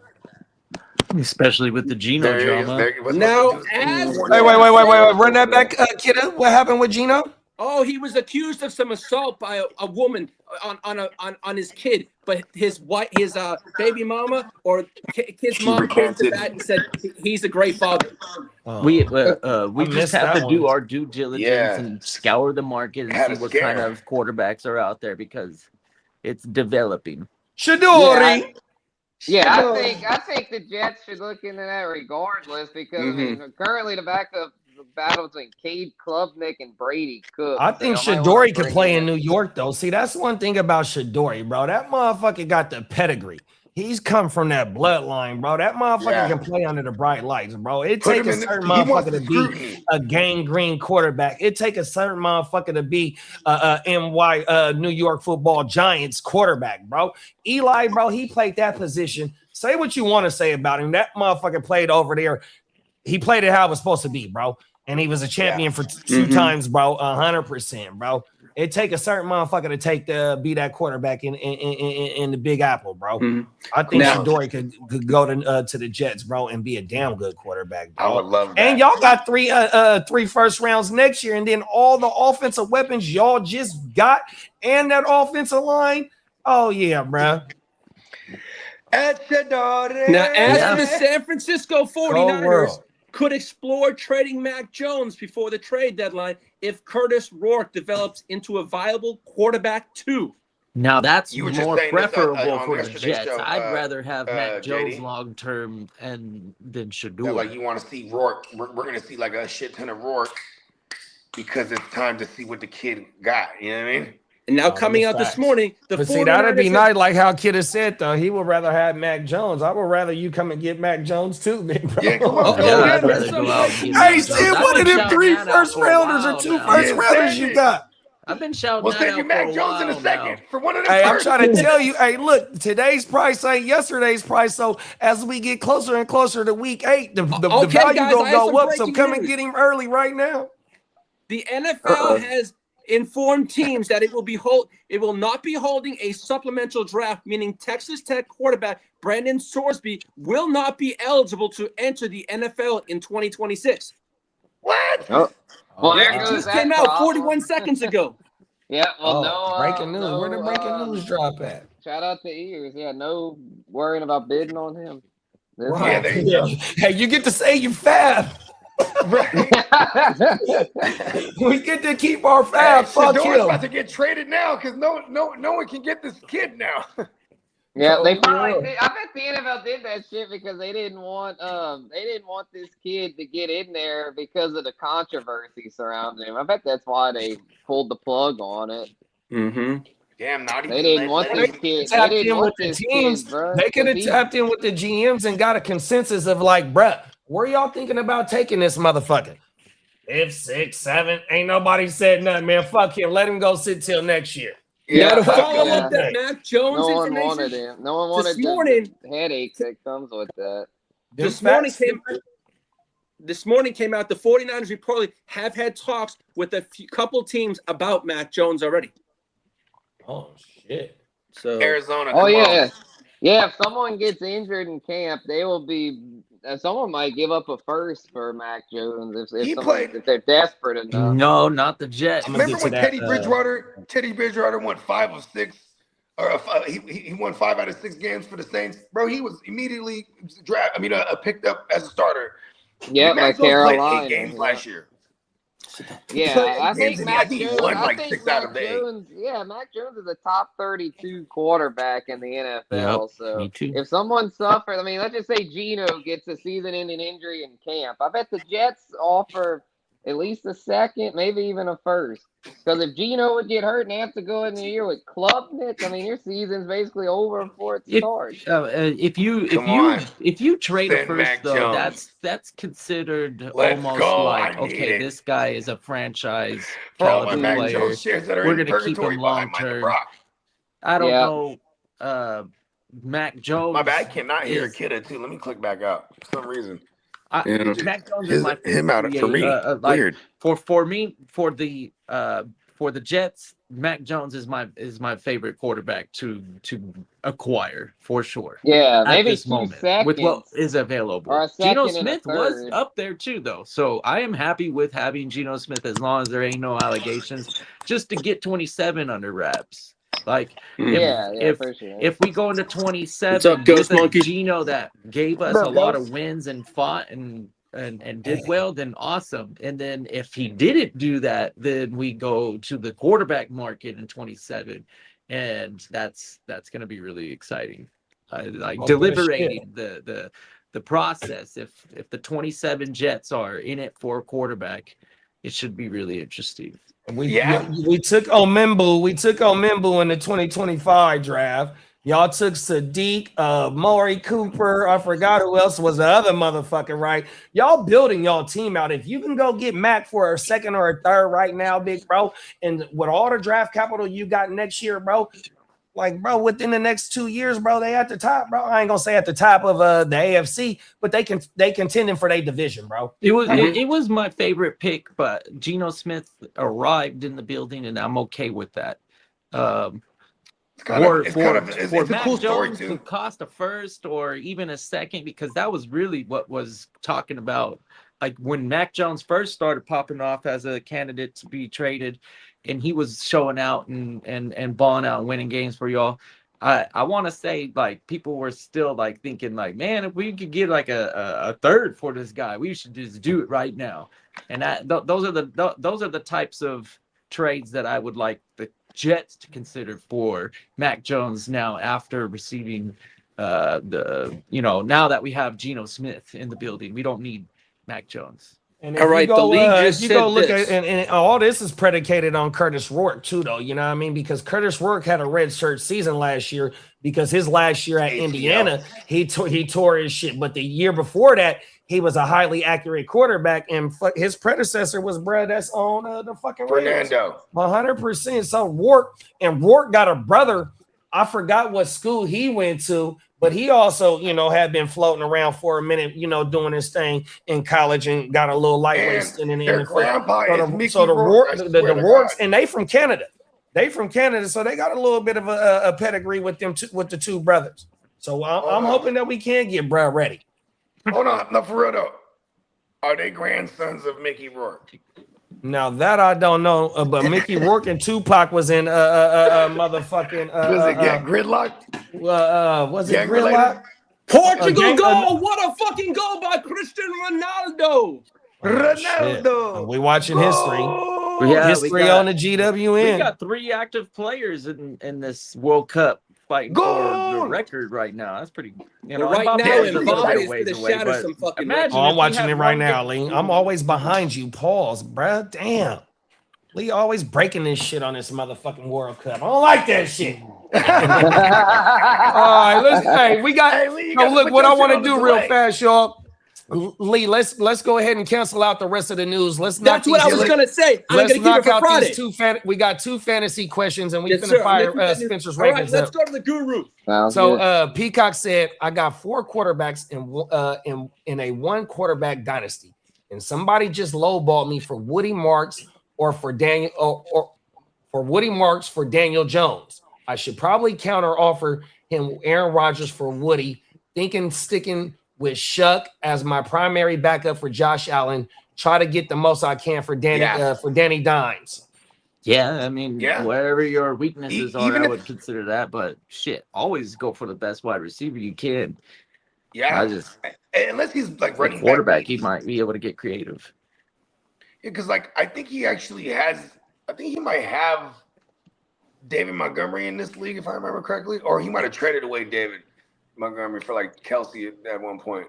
Either way, I'm saying, it is kind of devalued. So like, yeah, if I can send Rodgers, who's a literal year rental, to get like a Woody Marks, or maybe if I can get some kind of receiver, you know what I mean? I'm all about it. And Danny Dumbass, if that guy already was going in for Danny Dumbass, I feel like I'll just look at what I really want on that fool's team and just be like, all right, here, give me this receiver A or whatever for Dumbass. Because people want, if they're willing to pay something for a QB in a single QB, that's already a win in itself because they're hella devalued in that aspect. You know what I mean? Talk that shit. And speaking of Shulk, because Peacock said he'd rather keep Shulk, Bake said, "What do you guys think of Olave and him having them blood clots? Health issues affecting him in dynasty value, or is he still good?" And then he also says Olave or Tyson in dynasty. I mean, it's Tyson because it's new regime, and like he's just a true, like what he could be is a true number 1, right? Even though we finally saw Olave finish as a WR1, I think he's best suited to be like predominantly on the perimeter when like you can move Tyson around the formation. You know what I mean? Like I don't think they like Olave coming out in the shorter A-dot stuff because like he's getting beat up over the middle over the years. You know what I mean? Yeah, he just was so productive last year in that system to where I know there's some concerns surrounding him, but I think he's actually, because of that, probably a decent value in Dynasty, because I look at it like this. I mean, everyone has injury risk. I mean, these are NFL players, so everyone has some injury risk. I know Olave's is a little bit higher, but the bottom line is when he's out there, he produces. No matter where he lines up, he's out there producing. Yeah. And so I know Tyson will have his role, and we'll get to him in the rankings here. I had Olave in my top 12 for redraft, and I'm standing on that despite these potential health issues because Bruh showed that he's an alpha. He showed that he isn't going anywhere as far as his role in this offense. So I'm all in with Olave. No, I agree with you, Spence, because we broke that shit down. I agree with you because we broke that shit down last Friday about how his production was. And even though he commanded 144 targets, and even though with the addition of Jordan Tyson and baby Trey Lance, a.k.a. Bryce Lance, like, bro, he averaged maybe like 7 targets per game. So even if it goes down 1 or 2 targets per game, and what he did, he fit perfectly in the Schottenheimer offense, 100%, bro. The only thing that's going forward with him is how much they want to give, bro. 100%. That's what it's really finna be. Oh my mama. So yeah, I'm still rocking with how much are they gonna pay, buddy? I think right now too, if you were trying to acquire Olave, it'd probably be easier to acquire him right now with some negative blurbs that are out on him. Yeah, it'd probably be cheaper. But then also to sell him right now, I'd probably wait till we see him at camp and he's looking good, and then people go, oh yeah, the blood clots ain't shit, and then now you got some better value to his name. And you go to a receiver needy team because you're not lying when you say, "Hey, I'm shooting you an alpha from last year." You know what I mean? Mm-hmm. Yeah, this is the time to buy Olave because it sounds like the blood clots they got, they treated it soon enough to where it shouldn't affect him for this season. He's expected to be cleared at the end of this month, so I don't see it being an issue. Yeah, and what's at the end of this month too?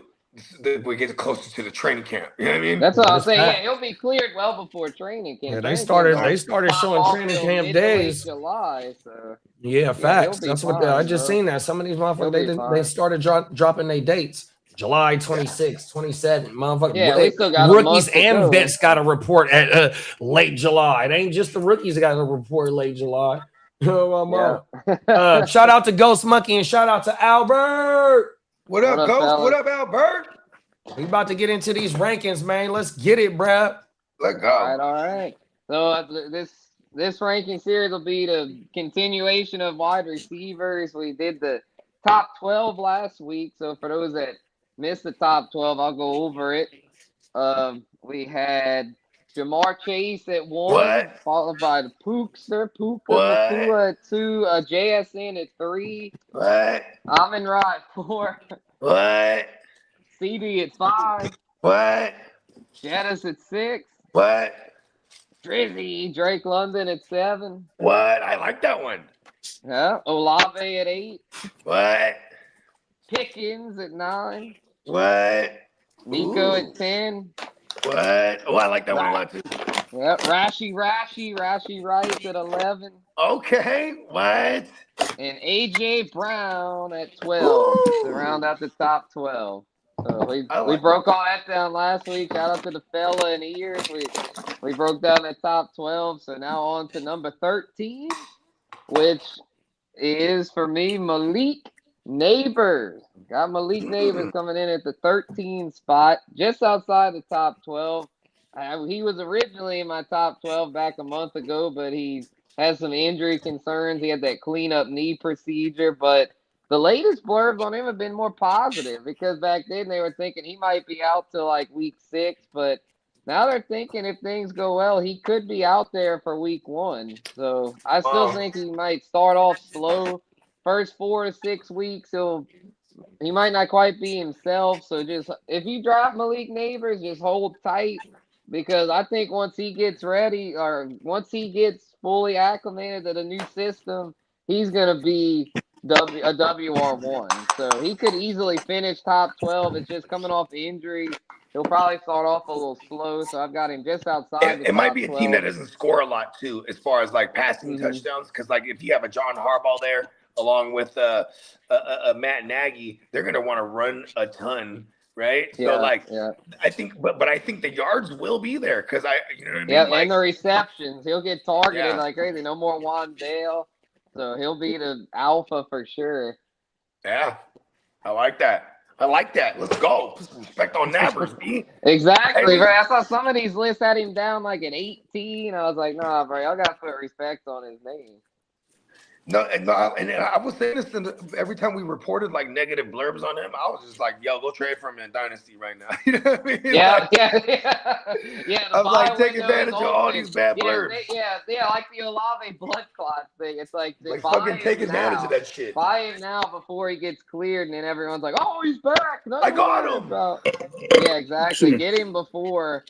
Because he'll get him when the other manager thinks like you're a sucker. You know what I mean? They're like, exactly. You want Olave? Ha ha!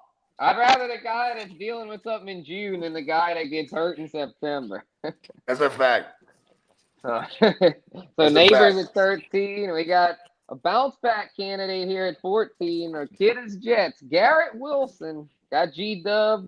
At 14, I think he was going yay before he got hurt last year. That's what I'm saying. He shown the hell was. Yay every year of his career. I might be underselling. Hey, that motherfucker was part of the West Side Championship run until he got hurt. I held on to him for a minute. But he helped me get there at the beginning of the season.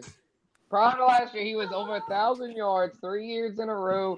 Jets should be a little better this year. Geno be a veteran presence at quarterback to where he should be able to, at minimum, if he stays out there, I think he's pretty much a lock for 1,000 yards and 90 receptions. I mean, Garrett Wilson is a production machine. He's quarterback proof. He's worked with all kind of different quarterbacks, all kind of different offenses, but always gets his numbers. Last year, just the injuries derailed his season, but prior to that, he was balling. So I don't see any reason why he's going to fall off. I think if anything, he's going to bounce back and might even have a career season. So I would take advantage of his ADP being down. I feel like right now he's a really good value in that 3rd round range. That's awesome value, especially if you bang out a couple running backs early, right? Exactly. And like, I would not feel bad about starting off my receiver room with a Garrett Wilson. You know what I love even better? Garrett Wilson's my 3rd when I'm just banging out receivers back to back to back. Yeah, you can do like a freaking JSN London G-Dub stack. That'd be crazy. That would go crazy. Or even if London's on, you could probably get like if you want to swing for the fences, take like a Rashee Rice in the 2nd. Because I think Rashee Rice kind of go back to last week. I think Rashee Rice, I know he's risky, but man, if he can stay out there, he's almost a lock to finish top 12 considering how much of the target market share he gets. I agree with you there. I agree with you there. Yeah, he broke it like, he's like a higher end extreme version of Wandale. You know what I mean? Yeah, exactly. And if that offense, Mahomes should be ready for week 1. Sorry, Lee, Kermit's going to be out there. And we know Kermit he's finna be. I can see them getting the ball out way quick. He's not going to be a lot of mobility early on with his legs. So Rashid's going to be a real safety valve. And the run game going to be a whole lot better as well. Yeah. And what Kermit says, I may run into someone's knee again. You better get your shit off real fast, bro. 100%, because September right around the corner. Yeah. You better get it off. Shame on everyone. You better get it off, bro. I'm trying to tell you. Everything. Yeah. Look at Patrick Mahomes Patrick Mahomes died last year in the regular season, and I feel like not everybody. I feel like the AFC motherfuckers has been living in the shadows. They didn't take advantage. They didn't take advantage enough. Yeah, they really didn't. They really didn't. And it was a year where Lamar and Joe Burrow was hurt. So here's Josh Allen, like you know what I mean? Everyone was crowning him. And then Drake May. Denver was right there. If it wasn't for Bo Nix, fuck the Donkeys. That is true. Denver did take advantage. I'll give them that. Shout out to Tino, yo. We got the team leader in the building. Team leader Tito. Hello. What up, Tino? Blue team go. Come on now. Yeah, I mean, he's a cowboy. No, it was Derek, it wasn't cocaine. It was some tape saying "fuck you." All right, fuck you. Devontae Smith, they got the Slim Reaper coming in at 15. Devontae Smith, the rubber band man there. I think he's going to take a step forward this year. No more A.J. Brown. I know Jalen Hurts kind of on the hot seat over there, and Devontae's the guy he's going to have to lead on. I mean, Mekhi Lemon's only a rookie. The Wicks and Hollywood Brown are both, neither one are really high volume options, to where Devontae Smith is just one of those guys that isn't flashy. I don't think he's quite a top 12 option, but with no more A.J. Brown, I think he'll be a solid, safe WR2. Yep. Uptick in targets for sure. Yeah. I mean, the year he had his sophomore season, he got 136 targets, and what he did with that, 95 for 1196, damn near 1,200 yards and 7 touchdowns. I see him having a season similar to that here this year. Yeah, the 2023, that's the Shane Steichen season, ain't it? Yeah. Yeah, he was solid that year, but not quite as good. So hopefully Sean Mannion can unlock, bro. We see Jalen good on the deep routes for sure. The knock on him is, will he be able to go over the middle of the field and make these short completions, these intermediate completions over the fucking middle? Is that Lemon? Is that where Lemon's gonna live? I mean, I would hope so. Right. I would also hope to see Devontae make them plays as well too, because we just don't want him to be intermediate to deep routes, because that's that. I mean, even though that's where Hurts is better at, but we also want to be able to see him be the number one option, get the first read targets. That's where that come in at. But now if Jalen Hurts can't hit the over the middles and all that bullshit. So is he gonna start dunking and dinking and whoever's running the shorter A dot, just like motherfucking they OG tight end? That motherfucker had 11 TDs last year. Yeah, 100%. It's like, who's gonna be the motherfucker that's the shorts or intermediate, because that's gonna be the benefactor 100%. Yeah. And I'm curious to see if they're gonna involve like checking down like crazy to the running back to Saquon. Well, that's what Lee said on last Friday's show on my mama. He said they supposed to be using Barkley in the passing game a lot more. Yeah, because that probably answers our question here about the shorter A dot like safety valves too. You know what I mean? Yeah, because like I said, the boy, whatever, go dirt. He had between either 9 or 11 TDs last year, bro. I want to say he had double-digit TDs last year. 11. Saquon, that's hit for his 2,000 while all-purpose his rookie year. Like, he got hands. They just, for some reason, ever since he's been with the Eagles, they just don't really use him in that fashion. You know what I mean?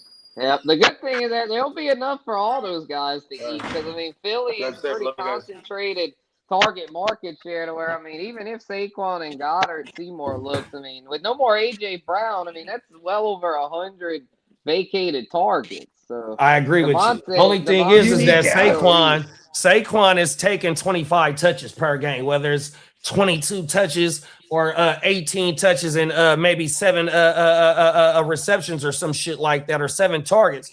You know, Jalen Hurts, the less he throws, the better is he quarterback. So if Saquon is giving you 25 touches per game, you want Jalen Hurts to be at about 25 attempts per game, 100%. Yeah. And with them investing in, they invested in Lemon, Dontavian Wicks, and that fucking tight end, and Hollywood Brown, bro. They brought in 4 motherfucking receivers. Bro, they trying to see what works best as well. So it's going to be a low concentrated target share over there, 100%. What about, has he ever eclipsed over 550, like pass attempts, like more than once? Who Hurts? Yeah, like I feel like he's at least won 550 at least once. Like he went 538 in 23, and then that's his career high. Okay, so while he hasn't even eclipsed 530 in pass attempts, so this is we need the efficiency here. 100%, and that's not his special. Going to go anywhere.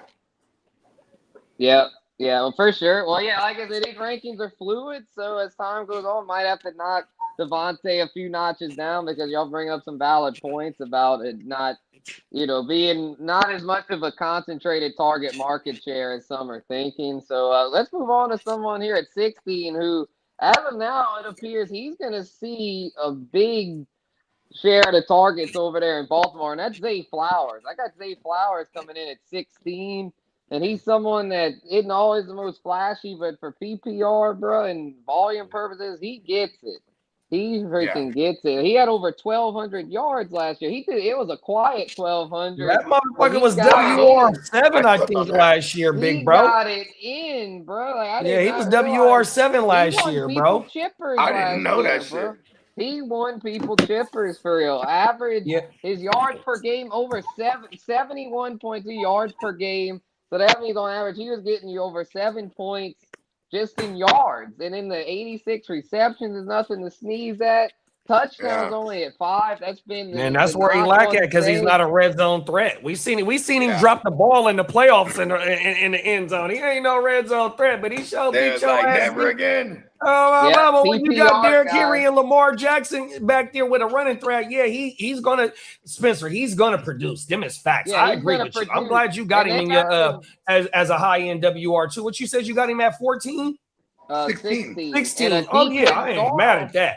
Buddy finished as WR7 last, 14.1 yards per reception, dog. 100%. Just off the yardage. We'll swap him and Devontae. We'll move Zay up to 50. Yeah, Zay, bro, I think is getting slept on for real. I like that swap. Talk. That's a good swap. Talk that talk, bro. Yeah. Yeah, because, I mean, we know he's going to get – and if they bring in Diggs, I still think Zay is the top target. I mean, they drafted 2 wide receivers this year. They lost Isaiah Likely this year, or whatever you want to call it. You know what I mean? So they searching for some help for him. And those wide receivers that they brought in, even with Devontae Walker still being like, bro, that's no threat to him, because he don't play what they play. 100%. Yep, that is fact. That is fact. Yep. So got Zay there, Zay and Devontae 15 and 16, and then we got King Tet coming in at 17.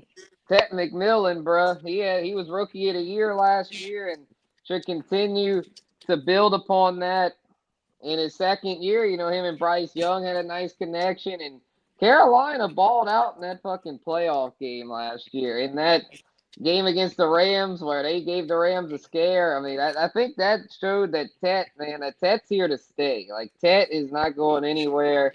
He is a guy that is going to be a force for years to come. Obviously, a great dynasty asset. For redraft purposes, though, I think he's a rock-solid WR2, maybe not quite a WR1 just yet, but I think by next year he'll be in that WR1 conversation. But for this season, I think he's a very solid WR2 and feels like a pretty safe pick there in that 3rd, 4th round range. Yeah, I definitely ain't mad at that. Only thing is that the 4 TDs that he scored, he got 2 TDs in each game. So hopefully he can be able to put up some more, higher number in TDs on everything, because the volume gonna be there for him. He had 7. He had 7 for the season. He had 7 for the season. Yeah, okay. Over 1,000, you know, so not too bad, you know. If at his size though, 8 to 10 would be nice. If he could get 8 to 10 and over 1,000, he'd be pushing WR1 range. Them facts. So yeah, he's right there. I was off by 3 TDs on my mama. I know it. It's all good. Shit. Yep, 70 receptions. That's the thing for PPR. That's why I'm leaning Zay and Devontae slightly more than Ted, is because of the receptions game. I feel like those two have a little better upside as far as receptions, but yardage and touchdowns wise, Ted might outdo those guys, in which case he could easily finish above them. And what you say? You said you was worried about Zay and who else over Ted? I had Zay and Devontae over Ted at 15 and 16. I had Ted here at 17. What I would do is I would flop. I would switch. I would move up Ted to 15 and then bump down Zay back to Zay to 16, and then 17 I'd put Devontae. I like the shit out of Teta Rosa this year. Mm-hmm. I could see that happening. You know, like I said, he's ranking Teta Rosa. If he gets the amount of touchdowns for real, if he gets the touchdowns, he could be a back end WR1 easy. Exactly. Yeah, because he's got the touchdown upside. His size, what is he, 6'5", 212? Yeah. And this is Bryce's 3rd year in Canales system. Yeah. Mm-hmm. Yeah, Canales is a rising. They re-signed Coker, which is another help, and they drafted Brazel in the 3rd, I think, or in the 2nd round. Is that the tight end? So they are trying to give him weapons 100%. So hopefully, bro can't take that. And no offense to Chuba or Jonathan Brooks, but it looks like they might not have a run game that's as stable as they would want. So I could see them throwing a fuck ton at Teta Rosa. You know what I mean? Facts. 18, we got another sophomore receiver, Emeka Egbuka, coming in here at 18. I know he had kind of a rough second half last year, but I think Egbuka is here to stay as far as being a strong WR2 for this season. I think he's the guy over there. I know Chris Godwin will be back in the fold, but Godwin looked rough last year. Like, I just don't know if Godwin's going to be what he used to be. So I'm all in with Egbuka as the primary target there in Tampa. Got him here at 18.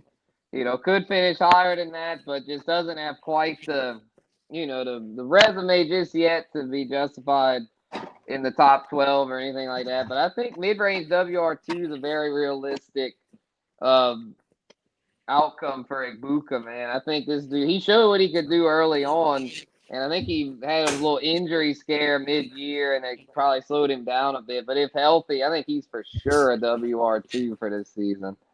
I agree with you. The youth movement is on the writings on the wall for the youth movement in Tampa. You know, with Jalen McMillan coming back, because he came back last year, but he had a fucked up net 100.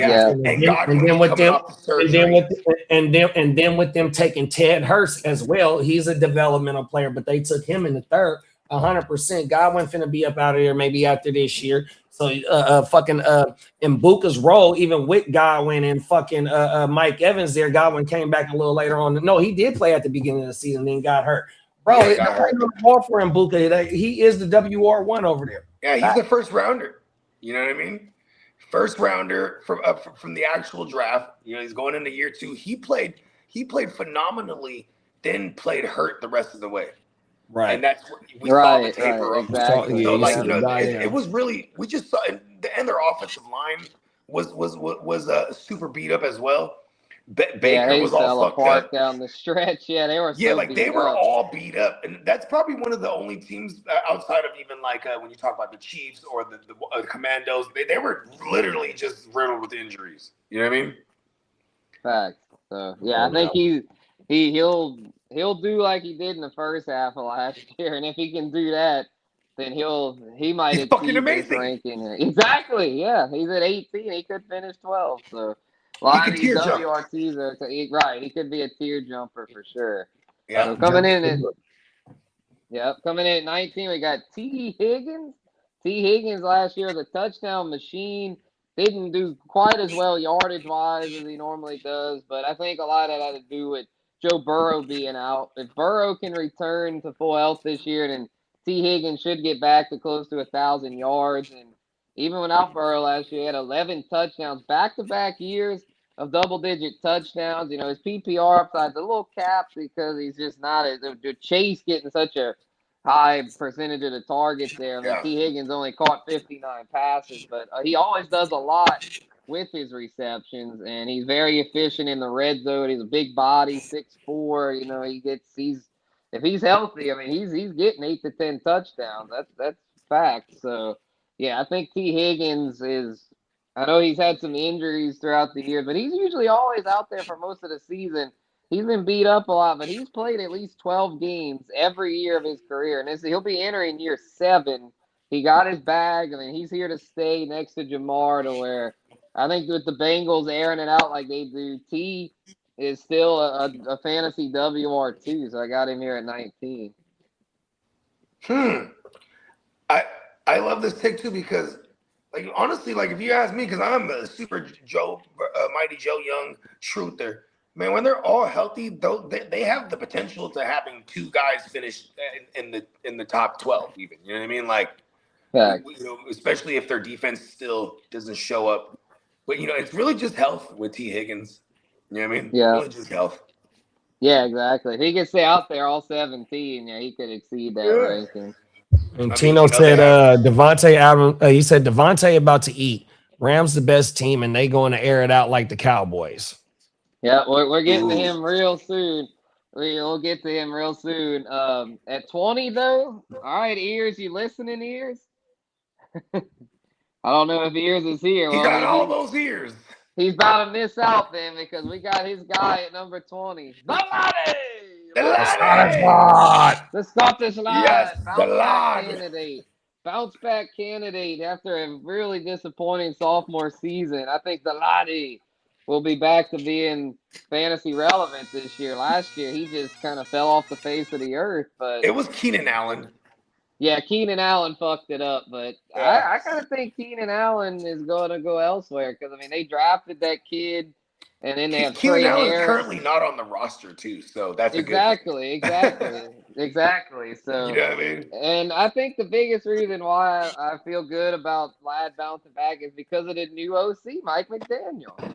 That system is gonna produce 1,000-yard receiver, and Laddie showed he could do it as a rookie, over 1,100 yards. So I see him getting back to that this season. Mike McDaniels, we're not too many years removed from him having Tyreek and Waddle finish in the top 12. You know what I mean? With a Tua throwing the ball. You know what I mean? Exactly. So I think the Laddie's in a really good position. Yeah, Justin Herbert's throwing the ball. I mean, that's an upgrade over Tua in my humble opinion. Big facts. And better offensive line when healthy. You know what I mean? Like, yeah, it's really exciting times to be a Charger fan. Especially for anyone that has these pieces in fantasy, like this is a massive upgrade with Mike McDaniels there for all these guys. Right. And I like the last best.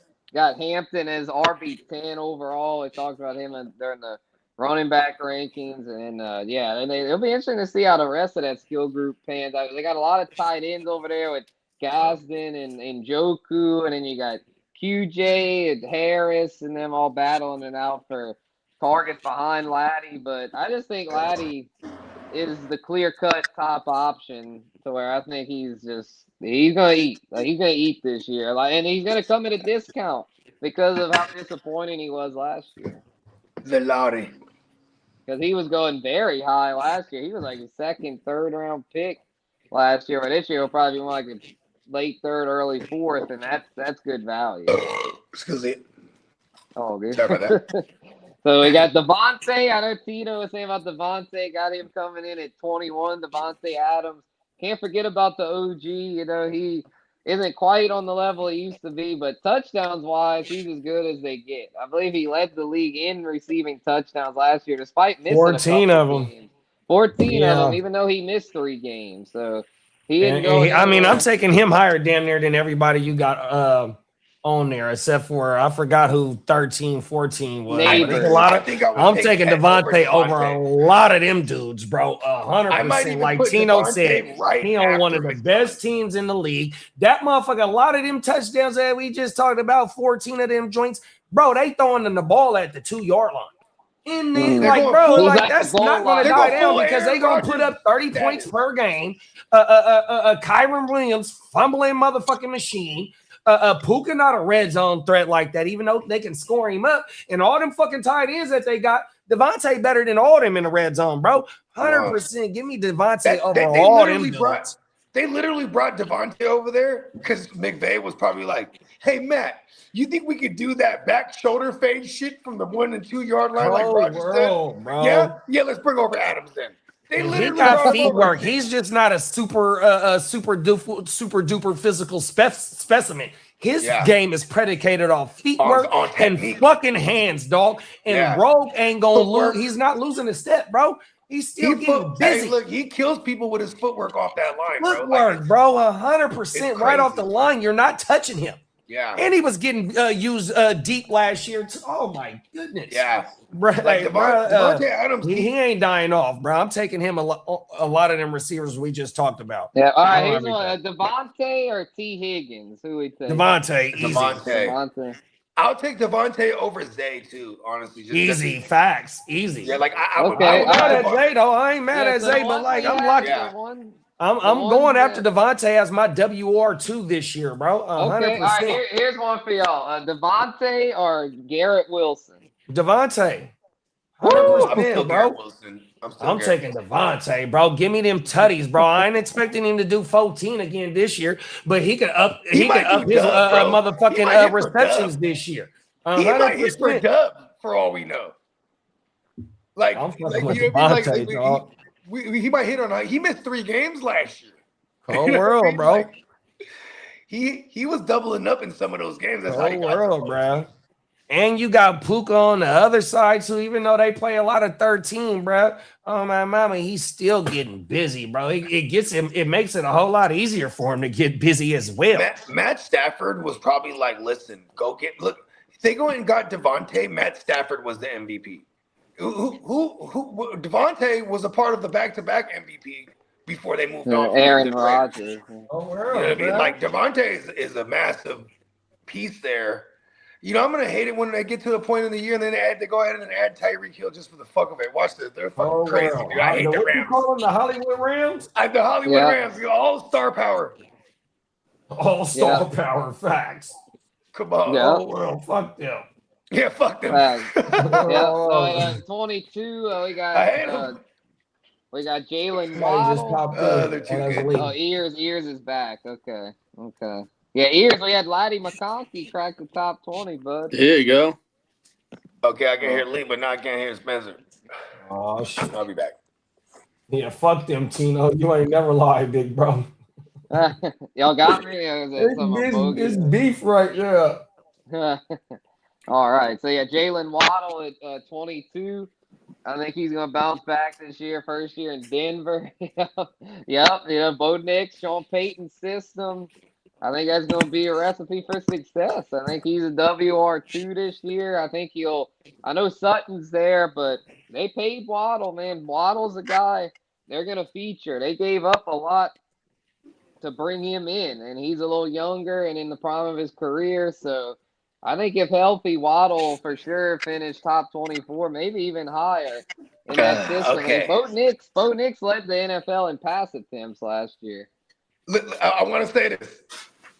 I've been chasing Frankenstein status when it comes to Sean Payton, like who, like whether it's the Pat Bryant or whether it's anyone or Troy Franklin, anyone that I felt like that he's going to be favoring in the slot in the Sean Payton, and they went and traded for the guy. You know what I mean? Like last year, Mike McDaniels without Tyreek, he started moving Waddle on the outside more, and like Waddle his the 23 finish. I think was WR8 or something like that in the PPR. He was balling. He was balling. And I think that's what Sean Payton saw. He was like, "Listen, I need that guy. Where I could have a guy who can move the chains. He's like Jarvis Landry 2.0 for real. Come on now. Yeah, he can do it all. He can stretch the field and move the chains on like short to intermediate. And then not even that though. It's gonna be to run after the catch because, like how Bogey said, if we get this motherfucker in the slot. In which we know he one of the fastest motherfuckers out there. The way that Sean Payton be able to scheme a motherfucking Mike Thomas, who was a slant boy running shit out the slant, but ain't got no motherfucking speedy 4-7 wide receiver, 100% like his uncle Keyshawn Johnson. But yet they had 100%. So Waddle, I love the Waddle take, big bro, on my mama. I love Waddle to be my second or my third. If I can get Waddle as my third wide receiver, bro, I'm winning. 100%. I think you have him ranked here. It's kind of built in with his injury history. I feel like because if he stays healthy, this guy could hella jump to the tiers. Like I feel like that. For sure. And we can get back to that 1,400 yard season that he had. What was that in 2023? Yeah, or 2024 when Tua it was whenever because Tua led the league. I think Tua threw for 5,000, and him and Tyreek both had over 1,200 yards. Tyreek had like 17. He threw for like 4,500 or 4,600 that year, but yeah, he definitely 45 on my mama. There we go. Yeah, because it was just those two guys though. Straight 1,000-yard seasons, and then in the last 2 years he was under 1,000. But his first 3 years, bro, he was balling. The last couple of years, he missed quite a lot of time. Level, but yeah, he missed time. So 2024 he played 15 games because the video that I just did, I got about to drop that bitch here. Shameless plug. He played 15 games when John Newton was there, so it wasn't like he just missed a few. You know what I mean? 100%. A-Chain was balling. Tyreek was balling. Waddle didn't have too good of a season. But yet he was still there for 15 games while John Newton was balling. We saw the emergence of John Newton and A-Chan too. You know what I mean? In year 2. Oh, world. Yeah.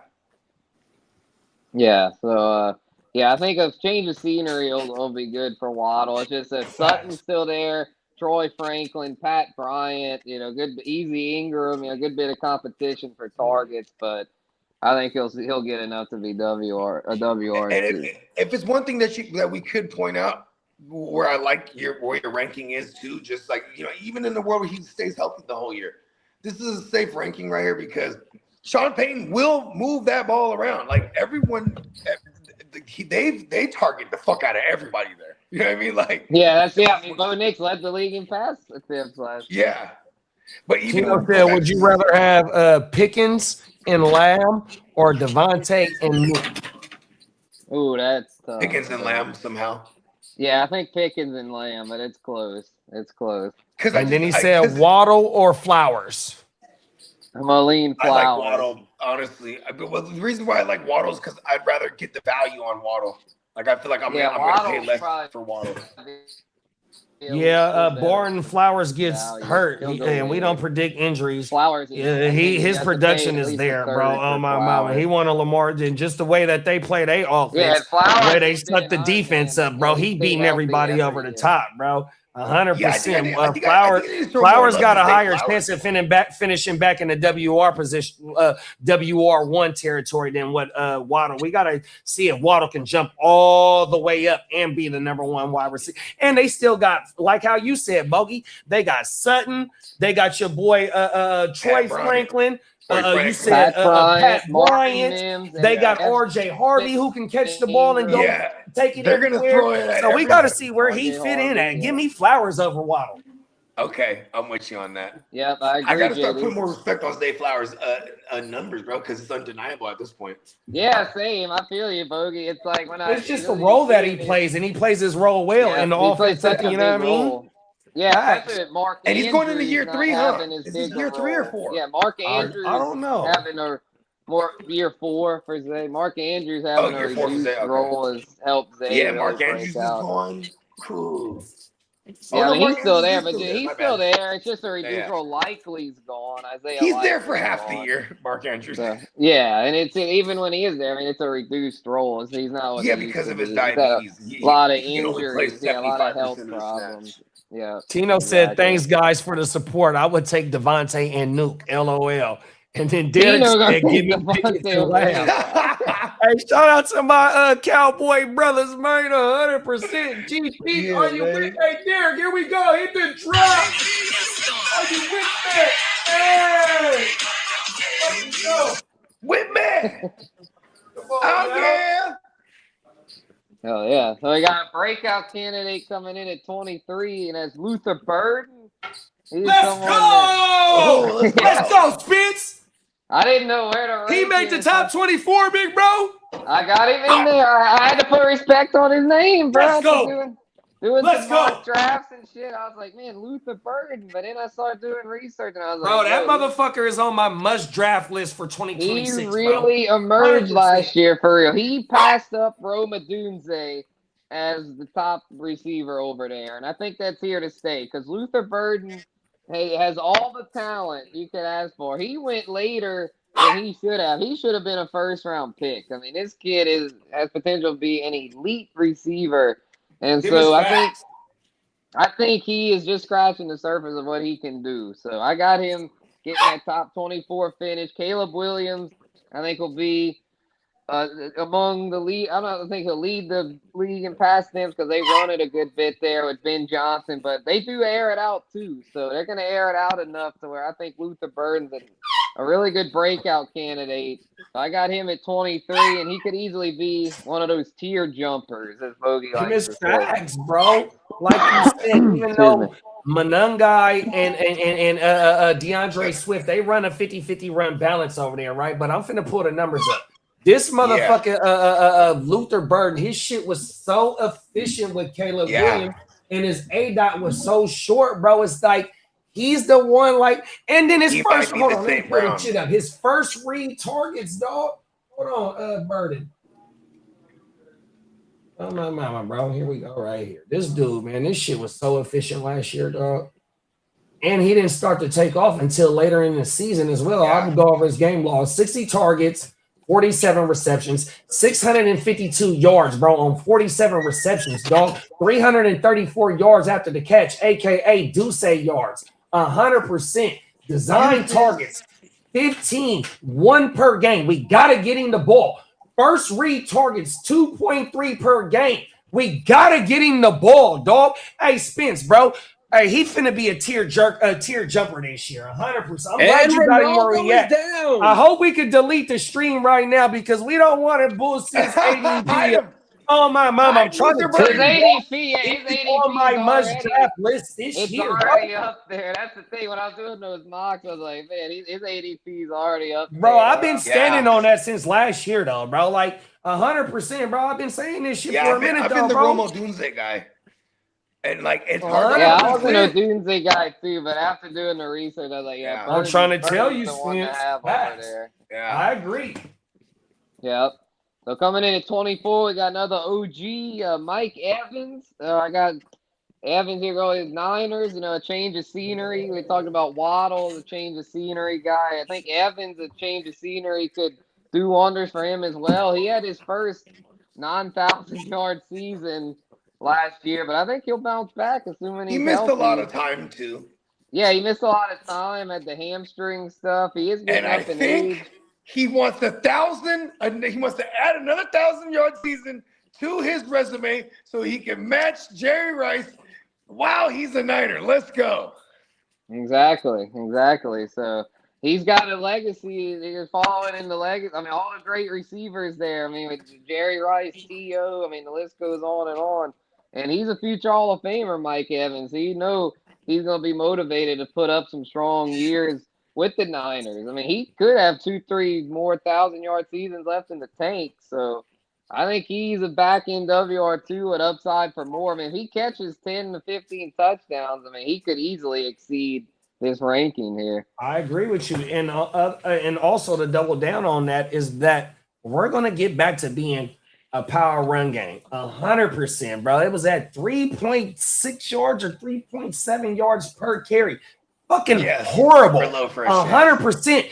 This is why you bring Mike Evans in. This is why you draft Keyron Black in the 3rd round. This is why you give Trent Williams his motherfucking money. This is why you go into the season with the cohesiveness, except for one offensive line position that's up for grabs, which is the left guard. Other than that, you got the same offensive line and motherfuckers was banged up. It's time to get this run game going, because if they can get over the 4 yards per carry, bro, you're scheming Mike Evans up off the play action, bro, tearing their ass up. And you got Christian McCaffrey, who's coming out.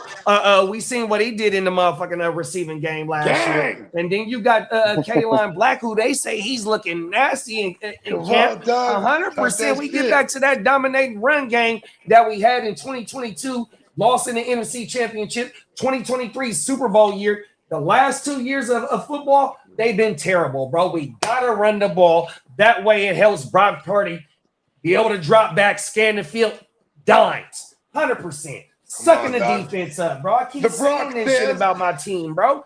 Oh, man. We got to go back to dominating the run game. Facts. Yep, and then Mike Evans, bro, I mean, he'll play his part. I mean, he'll play his part, especially with Kittle being a little banged up to start the year. You know, he's going to get peppered with targets. Jawan Jennings no longer there. IU more than likely out the door.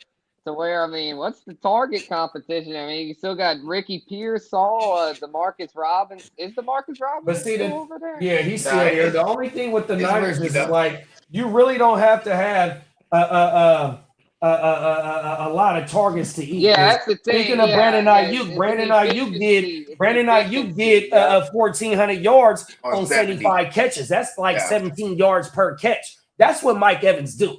Bro, if you can establish the run to 4.5 yards per game and you got McCaffrey, bro, I don't give a fuck what corner is out there, bro. Mike Evans is still dominating 100%. It's not like these Tampa Bay shit where you just don't got a dominant running game and Baker throwing for the last 3 years 30 times a game. Slinging it. Bro, we don't do that 100%. You know what I mean? So, yeah, Mike Evans is going to be able to tier jump as well, like where you got him at the 24, bro. He can easily sneak into the top 15, bro. Facts, yeah. Because I mean, at the end of the day, like I was saying, the identity of the Kyle Shanahan offense is that power run game. At its core, the identity is just that. So, and they've got some young backs over there, and then he also brought in Christian Kirk. But I mean, it's like at this point, Christian Kirk is very much just a complimentary option to where it's like Mike drafted Striblin. You get Jordan Watkins back healthy this year. You get Jacob Cowan, because like before the 2025 draft, they've been attacking the wide receiver position for the last 2 drafts.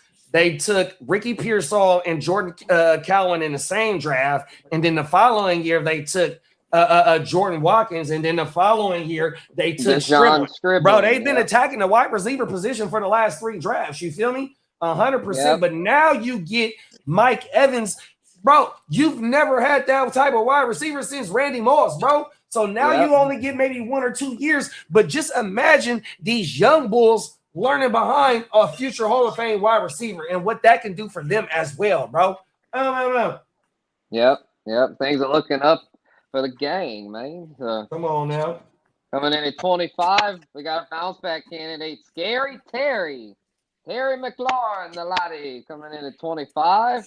Think he'll bounce back this year with a healthy JD5. He was a bust last year, and then he had another issue with Terry last year, I think, was the holdout. He held out a while trying to get a new deal, and I think that lack of an offseason caused him to potentially get hurt because he missed a lot of time last year. Only played 10 games.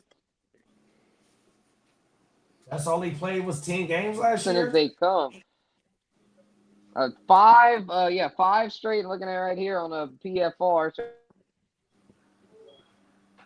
But last year was a big drop-off. But let's not forget that in 2024, they made the NFC title game. JD5 led McLaurin to a career-high 13 touchdowns. Prior to that, his career high had been 7 tugs. So if JD5 can get back to form, I think Scary Terry could easily get back to, maybe not quite 13, but he'll easily get back to a wow, probably around 80 receptions and a decent amount of touchdowns. So I think he's a very good bounce back candidate. He's going to end up a steal, I think, in a lot of these redrafts. Yeah, no more Debo too. So there's quite a few vacated targets. The alpha. Right, and like targets. Yeah, even if they bring in an Ayuk or a Diggs, they're rumored to bring in Stefon Diggs too. I mean, they need another weapon. Because Stefon Diggs, he's been shown that he could be a slot threat as well. So I think McLaurin's role is safe no matter what. He's paid, 1, and then 2, he already has the rapport with Jay. Like that was just another one of those teams. Them, the Chiefs. And who was the other team? They're just riddled by injury. That's really just the story of their 25 season. You know what I mean? The Giants. The Giants. One of them. JD5's rookie year. Yeah. Lauren had like 12 or 14 TVs with JD5's rookie year. Everything. Yeah. I think it was 13, right? You said something like that. You know what I mean? Yeah, 13 tugs. 13 tugs. There you go. Yeah, facts. Yeah, it was shit going crazy. Yeah, he could easily. That's what's so crazy. I feel like every name I bring up here in this everyone, he could be a tier jumper. See, and that's all these WR2s. That's what we want to identify because, say, like if we want to go tight end or running back in that second round, we can still sneak and get our WR2 in the 3rd and 4th round. You feel me? That's why we want to be able to pinpoint some of these wide receivers that might fall down to a WR 24, 23 in people's rankings. But bro, them is motherfuckers that's going in the 3rd and 4th round. 100%. So if you getting your WR2 in the 3rd or 4th round, maybe even in the 5th, bro, you also got your tight end and maybe your your running back too. 100%. I ain't mad at that. Yeah. Facts. Coming in at 26 here. Oh, go ahead, Bug. No, I was just gonna say too, especially like we're in super flexes, like people might be going early QB too, and then like that's true. Those super flexes, yeah. Hey, you got a lot of homies that's always going QB early in super flex. Come on, them is facts. You seen it at the West Side draft last year. It's a game of chicken. Yeah. I play chicken when it comes to QBs and shit. Yeah. But I know I'll get to a certain point where I'm like, but if you wait too long, it can be rough. Yeah, you end up with like fucking Malik Willis and Geno. It's like, oh fuck, what happened? You definitely got to set a parameter for yourself, right? Right. You don't want to wait too long. Yeah, like you don't be stuck. I usually have a cutoff. I have a cutoff point. Rookie and a has-been. Like last year, my cutoff point was Sam Darnold, and like I feel like Sam Darnold, Cam Ward, guys like that, they're going to be in this cutoff again this year. You know what I mean? I mean, Malik Willis is like, if I have a Malik Willis on my team this year, I swear to God, he's my 4th QB. You know what I mean? Like at that point, I'm just getting greedy. You know what I mean? Because then you're making life harder on the guy that decided to wait. That's another thing. Yes. And holding them hostage, the trade. A lot of times, if I have 4 QBs, they're probably all in those later ranges, like all 4 of them, or like 3 out of the 4. You know what I mean? Yeah, you could do like a Bryce Young, Cam Ward, Malik Willis, Shedeur type thing. Boom. I would love that because I would feel like the rest of my team is hella gangster, though. You know what I mean? The rest of your team, then like Pooks, like J Love, Breeze. I Like mean, you probably shit. loaded it running back, and then you get guys like freaking like Neighbors, Zay, Ted. Like you probably got loaded with receivers. Might have yourself an elite tight end too, like a McBride or Bowers. It's like, if you can stand the weight on the QBs and Superflex, you'll have a crazy good skill group. Because half the leagues go in QB early. Yeah, and then they kind of eliminate themselves from going like QBs at one point too. You know what I mean? If they went in early, then you know what I mean. There's not too much. Yeah, and then they're scrambling. That's like, oh fuck, I guess I gotta get like a David Montgomery as my RB1, or they wait too long on running back. Because I've played that game before, and the one year. Yeah, that's usually the game I play. Yeah, shout out to the SBI. I did the year I won. I think it was my first year in it, and I won was Josh Jacobs. I waited to get Josh Jacobs as my RB1 in that joint, like the 7th round, and he ended up having a top 5 finish, and that was a big reason why I won that joint. I remember that shit. I think you made like a massive trade too that like ended up working. Oh yeah, with Kev. Shout out to Kev. Yeah, everyone was saying I lost it, but I ended up winning that shit. Yeah. Come on now. See how this shit worked out. That's what I learned. Let them run their fucking mouth. Let them run their mouth, because I got the last laugh at the end of the day. I think you might have sent him. Was it Cooper Cup? Oh yeah, I got Jettis. I gave up a lot, but I mean, I think it was like Cooper Cup. This is Jettis we're talking about here. I think it was Kelsey. I know was part of it. Was it Kelsey and Cup? No, he already had Cup. I don't think it was Cup. I think it was Waddle. I think it was Kelsey. There you go. Waddle. It was Waddle. You're damn right. Jettis and Kyle Pitts didn't really pan out, but Jettis was so went good crazy to where it ended up about an even deal. It was about and you won the chip. And I won the chip, so it's like, that was that year with the COVID though. I don't know, DeMar Hamlin. The DeMar Hamlin. That was the DeMar Hamlin year. So it was 21 year. Yeah, that was crazy. But anyway, back to the range here. 26, we got Jameson Williams. Going my guy. Here at 26, man. I mean, he had a hell of a season last year. He is very solid. I mean, for PPR, his upside is a little capped because he's not a he's very solid. Yeah. Continue. I had your back. No, that's all good. Can I ask a question here? All right, does Laporta hurt JMO this year? No, Laporta's got his own role. Laporta, they can all eat. I think Goff throws it enough to where there's enough for all of them.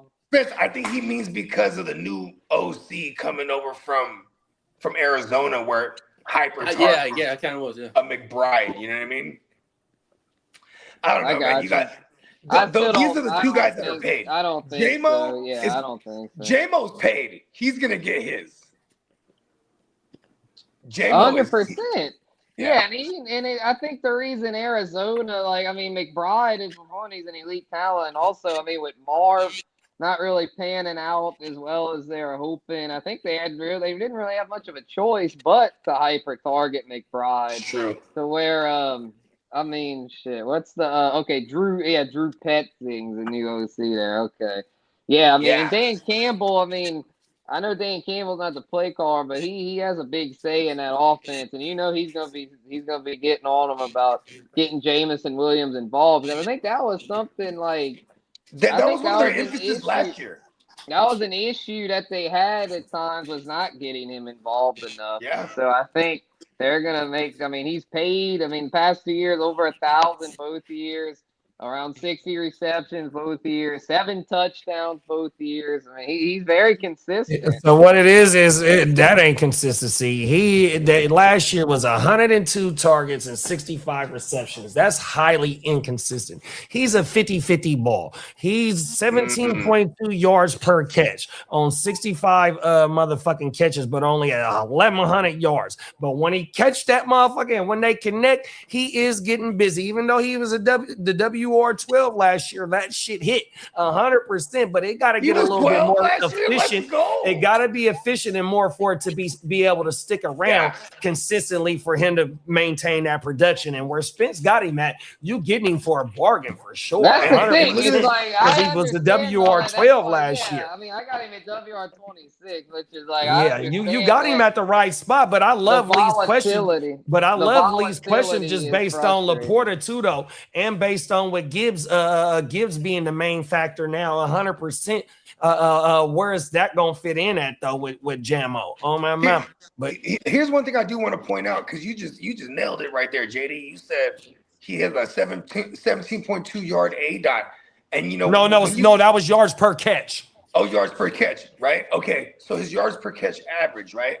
But here's another thing too: is like if he is a more so a down the field threat, golf. That's where Goffle's game is the weakest. When he goes, when you know what I mean, when he starts stretching the field, he that's where his completion rating isn't the greatest. You know what I mean? So if and Jamo, they try to find ways to get the ball in his hands, but man, you nailed it. We got Laporta coming back this year.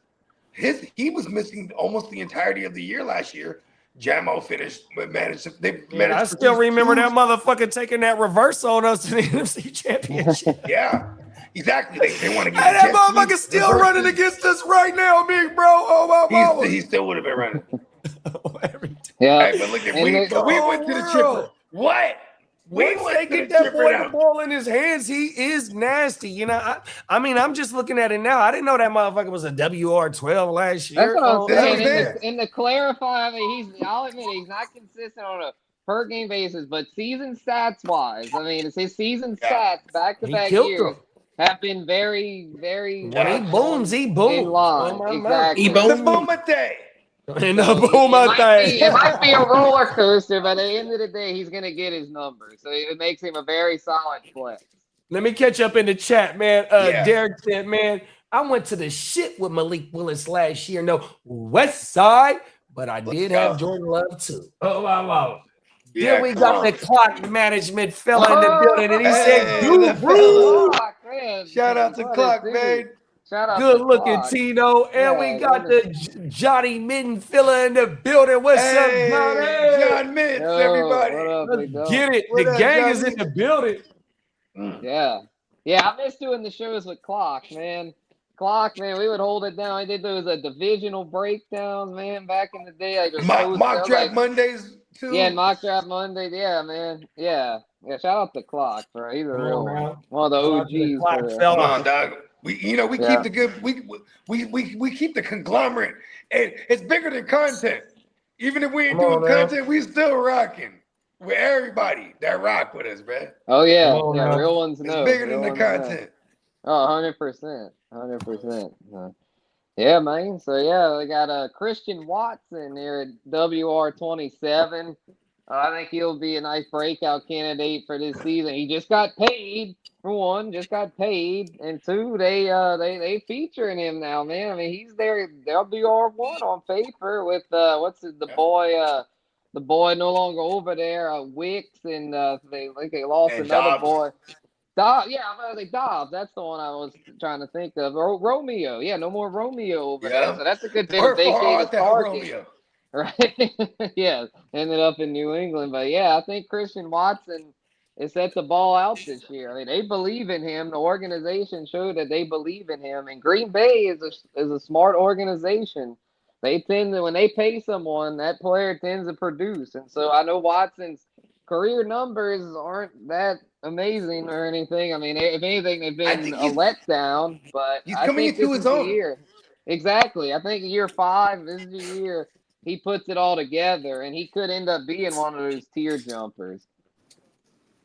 If anything, I might swap him and J-Mo because it's like, I mean, Watson's the go-to over there in Green Bay. We don't have to worry about a lack of targets for him. Yeah, and we saw, listen, I know the jury's still out on Matthew Golden, but this is why they don't draft receivers in the first round, because they don't know what they're doing, like, apparently. But when it comes to someone like a Christian Watson, who they drafted in the second round just a few years ago, they traded up to do so. You know, they had big plans for him. If you remember, his very first play of his career was it was week 1 of his rookie year, Aaron Rodgers absolutely bombs it to him, 60-yarder, no one in front of him. It hits his hands, he drops it, and then it took him like 4 or 5 weeks to fucking get his confidence back. But Aaron Rodgers, like, he put it right on him. And you know how it was too when you fuck around with Aaron Rodgers, like, bro, you just dropped the house call. Bro. Yeah, Rodgers and like, is like probably like, fuck, man, I don't trust him. Right? He's in the doghouse for a month after that. Yeah, and then now you got him more than a calendar year removed from that ACL. You know what I'm saying? Like, I really like Christian Watson a lot this year because I also don't think their defense, until they get Parsons back, they might be in some shootouts early too. Like Christian Watson, and especially with Tucker Kraft, they say he was going to be ready for week 1. What if he's not? You know what I mean? Like Christian Watson could be a real focal point here. I mean, obviously they love Josh Jacobs, but it's not like they pepper him in the passing game. And who else the fuck is there? Jaden Reed. Jaden Reed. I mean, Matthew Golden. He didn't really show a whole lot. Yeah, I mean, who else they got? I mean, they brought in they don't really have it. Bo Melton's still there, and Savion. Oh my God, my guy Bogard Melton. Yeah, Bogard Melton. Yeah, had that motherfucker playing DB last year, I think. Come on, dual threat. Shout out to my son. There's a lot of targets up for grabs there. So yeah, Christian Watson, he could easily be a tier jumper. So come on now. Got him. Actually, just moved him up to 26. Swapped him in Jammo. Come on, there it is. Look at him. He's moving up. Yep, we gotta be flexible with these ranks here, man. When we get Fuck this that shit, game, bro. We gotta, be humble about it. I'll admit I don't know it all, so that's why we do this, man. We gotta get the. You're bigger than me. I swear. And see, that's the cold thing, though. Like, right, Spence? I say it here and I say it all the motherfucking time, bro. When I first got into fantasy football, I was searching out content.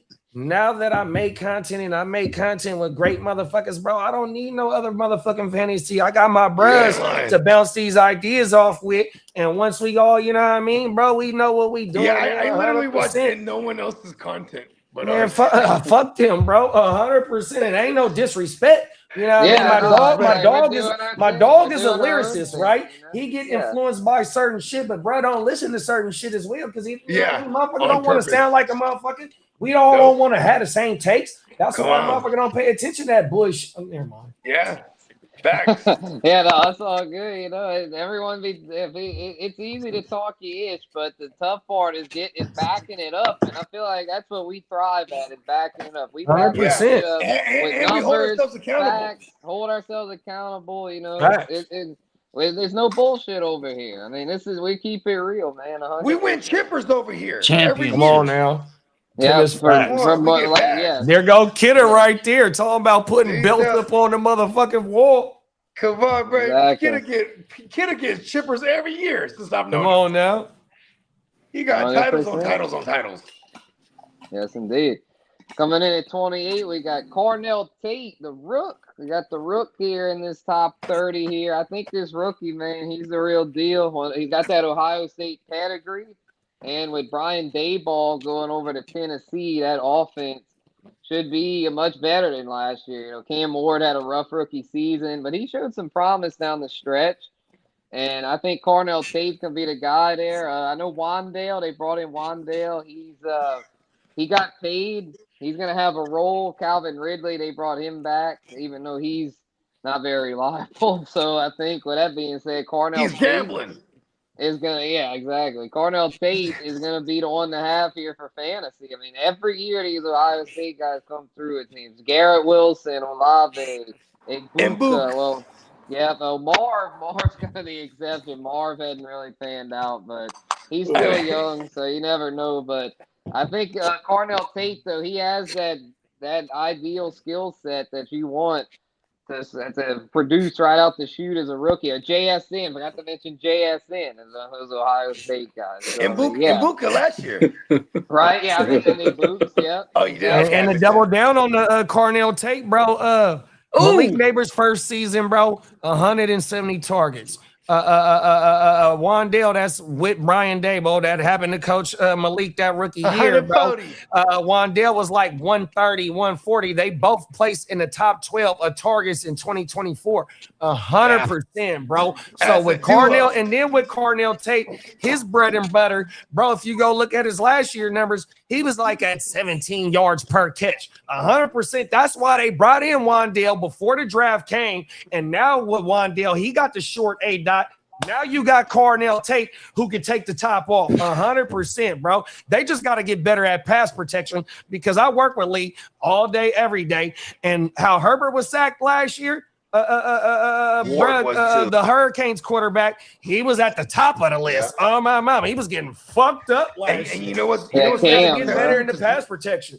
Look at Kaleb the year prior as a rookie. He was getting fucked up too. Like 60 of them joints. Yeah, and you know, I kind of like this. And Chicago went out and fixed that. Oh, hold on. Sorry. I kind of like this because now at least Ward knows, like, all right, bro, I ain't finna get beat up like that again. You know what I mean? And like, you got a whole new regime. They're gonna lean on the run too. So, you know what I mean? And how good is their defense going to be? Because if their defense is, you know, just like it was last year, they're going to be in a lot of shootouts. So it's like, we love those receiving options. You know what I mean? Come on now. Yeah. Talk that shit, bro. Here goes a comment for you, Lee. Garbage time kings. Hey, Marco, I didn't say anything. I saw that and chuckled. That's why I was laughing. Oh, you seen it already. Okay. That's why I had to grin and laughing. I was like, okay. And then Bake said, I like Christian Watson too, but his reoccurring hamstring is troubling. Hope he stays healthy, but I feel like Jaden Reed will be overlooked by the defense with Kraft and Watson getting the number one looks, or the number one option, excuse me. Here's my thing about Reed is, like, he's just super unpredictable on how they're going to use him. And they go 12 personnel a fuck ton. And then when they do that, he's not on the field. You know what I mean? Like, you know, because you only got two receivers there in that formation. And he tends to never be that guy on there. He's like a 3 wide receiver set guy, or they got him in the backfield, or they're doing some tricky shit with him. You know what I mean? That's my only gripe against Jaden Reed. You know what I mean? Mm-hmm. Yeah, his usage is a little wonky, but maybe this year he'll get more. Maybe he'll be in the second guy. They paid him. Matthew Golden, I mean, he didn't show much as a rookie, so I mean, you would think Jaden Reed would get those reps over Golden. And Jaden Reed and Watson just got paid in the last 2 years. Jaden Reed got paid the year before last, and Watson just got paid this year. Yeah, exactly. Oh, I thought they just paid Jaden Reed this year. It might have been this year. I know he just got some chalupa. He got like a $40 million deal or some shit like that. They paid like a few weeks. Like 3 years, $40 million. They paid like not long after free agency. And then Derek said CJ Stroud, Cam Ward, Caleb Williams, and Joe Burrow with these offensive lines last year. They're all. Caleb's offensive line was pretty good. I think the Bears' offensive line was not too bad, but those other I think he only had like 20 sacks last year. They were terrible. They gave him a 3-year extension pause. Who's that? Jaden Reed? Yeah, he got $50.25 million. I thought it was 40 something. He got 50, and then 20 guaranteed. Yeah, T. Higgins. Yeah, and Caleb only took 24 sacks last year. I knew it was in the 20s. Good shit, Caleb. Yeah, that's that PTSD, bud. You feel me? Line, Come on now. Ben Johnson. Like, fuck that. Emphasizes that. So. Yeah. All right. Have they done it? Oh, go ahead, Spencer. Go ahead. Oh, I was gonna say for these next, I'll just go 4 at a time. That way we can get right about to slide in a little bit. Yeah, all good. Oh, Portugal's up 5-0. Yeah, and I've seen the goal right now. My bad, Spence. Woo, the McAfee. Then that's over with. Then 5-0. Turn that one off on to the next one. So all right, so 29-32 here. We got DJ Moore at 29, bounce back candidate headed to Buffalo. He should bounce back to being at least a WR3, maybe even a WR2 since he's Josh Allen's number one option. But he's one of my tier jumpers for sure. They run it like crazy over there, but still, I think he's locked to finish top 36. And we got Parker Washington at 30. I think he's a breakout candidate. he really turned it on down the stretch last year, and I'm thinking that's no fluke. I got him over BTJ and Jacoby I was just about Myers. to say that. No BTJ. Or even Myers as well. Jacoby Oh, Myers. my Now, mama. Maloney has a first name. Right, I think they're both solid, but I got Parker Washington, bro. I think I ain't he's mad the at guy you. to have over there. Him and he was the one that had the best connection with T-Law. I mean, Brian Thomas is yet to really get on the same page with T-Law, and it seemed like Myers down the stretch last year kind of fizzled. So I think Parker Washington's the dude over there. I don't think that was just a fluke. I think that And he's Parker here to stay. Washington's also supposed to have a bigger role pause this year also. Yeah, That's what I'm and this is his predicting. 4th year. He was like a 4th or 5th round wide receiver. He looking to get paid this year. He has to get paid. 100%. Yep, and then another breakout candidate similar to that is a Michael Wilson, bro. I got Michael Wilson at 31. You know, they're saying he's gonna play the Puka role there, and I don't stay with me, Guru. see what we have in fantasy this year. So got him there at 31, and then Cortland Sutton, I got at 32. He's just a safe, steady floor play, lock for a foul. I know Jalen Waddle's over 8 touchdowns. He's like a lock for like 6 to 8 in the thou wow. Exactly. Yeah, so from a consistency standpoint, gotta give him his respect. Got him there at 32. Nice. So, yeah, that's go ahead, Boog. No, I was just gonna say, I just wanted to chime in on the Michael Wilson thing. You had mentioned it already about them, Mike LaFleur talking about utilizing him in that Puka role. Like that is just like, I hate when someone says a blurb like that, and this is a guy who just had Puka, because now I'm like, I gotta have Michael Wilson. You know what I mean? Right. I know, right? Yeah, give me cheap Puka.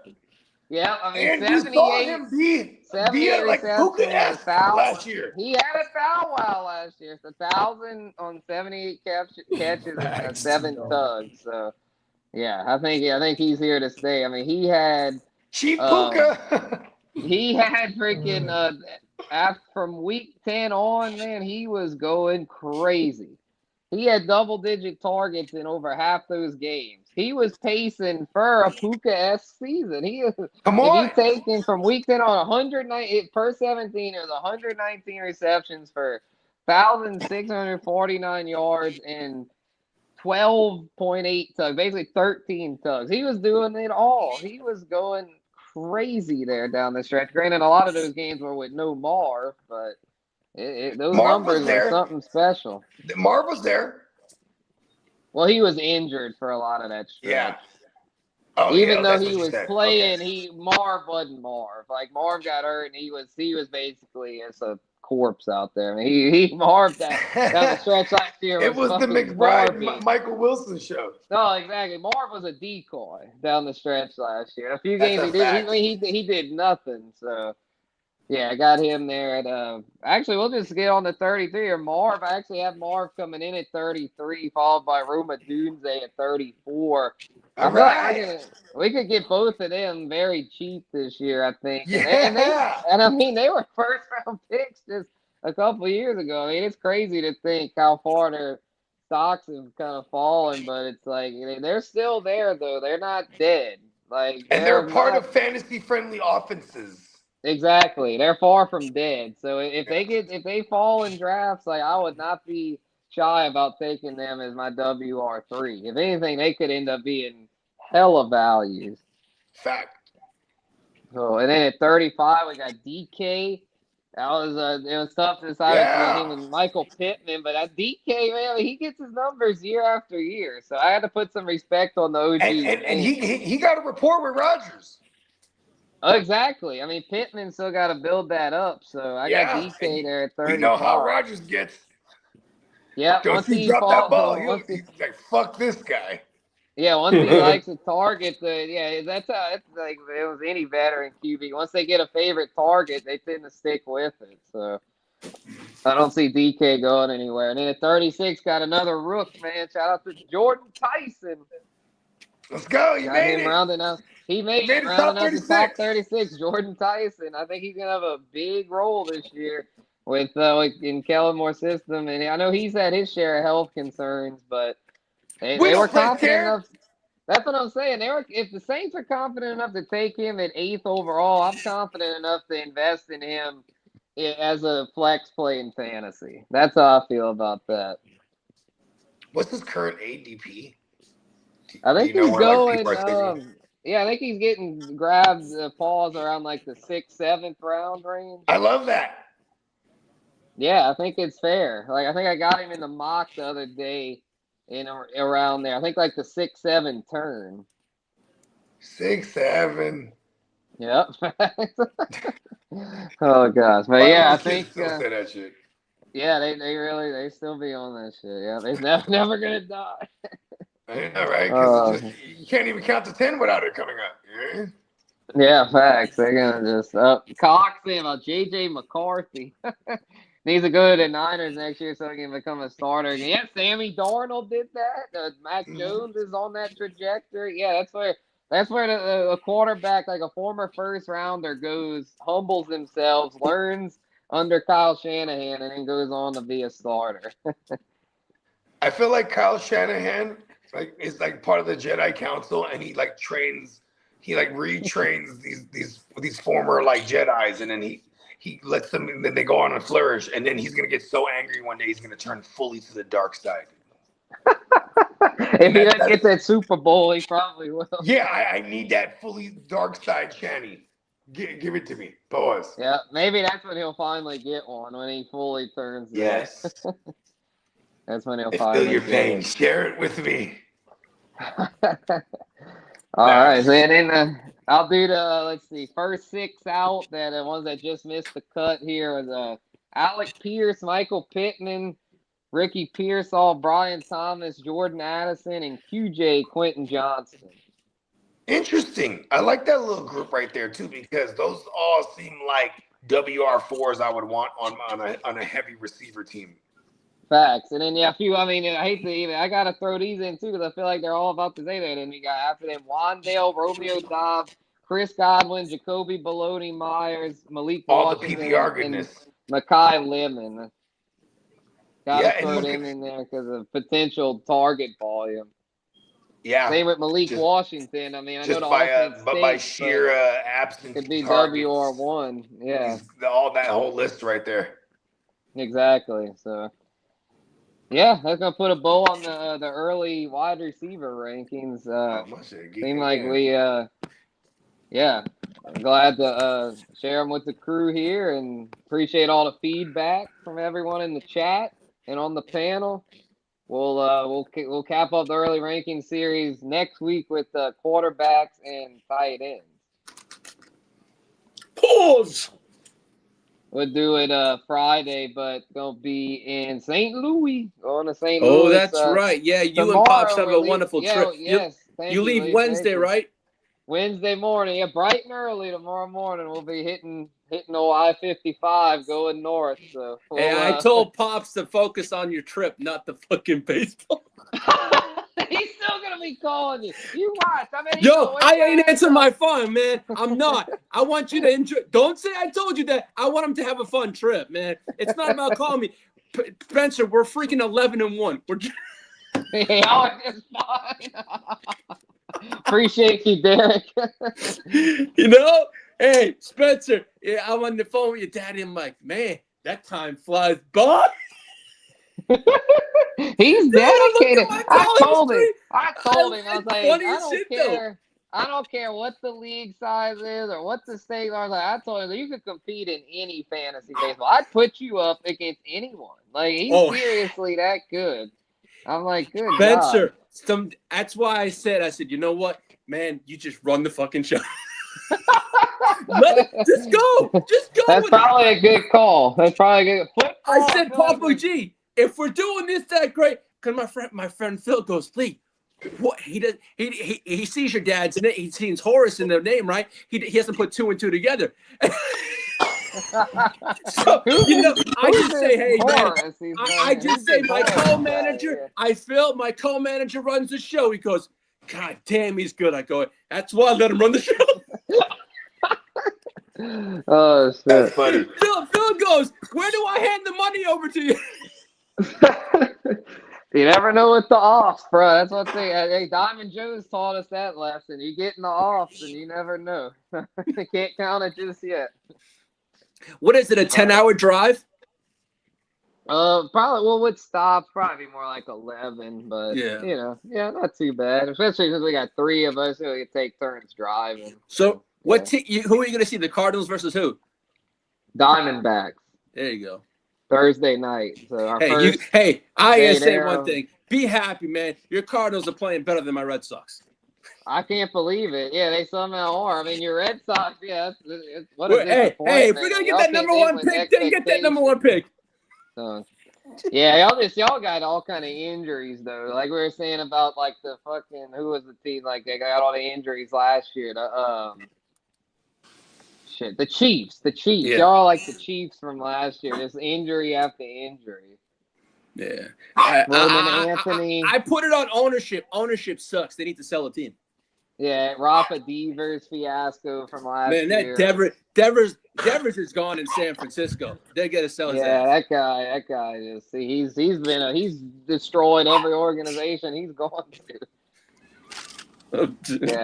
And San Francisco thought they were getting a hell of a player. Yeah, San Francisco. Yeah, let's not talk. I was at that game with Spencer actually.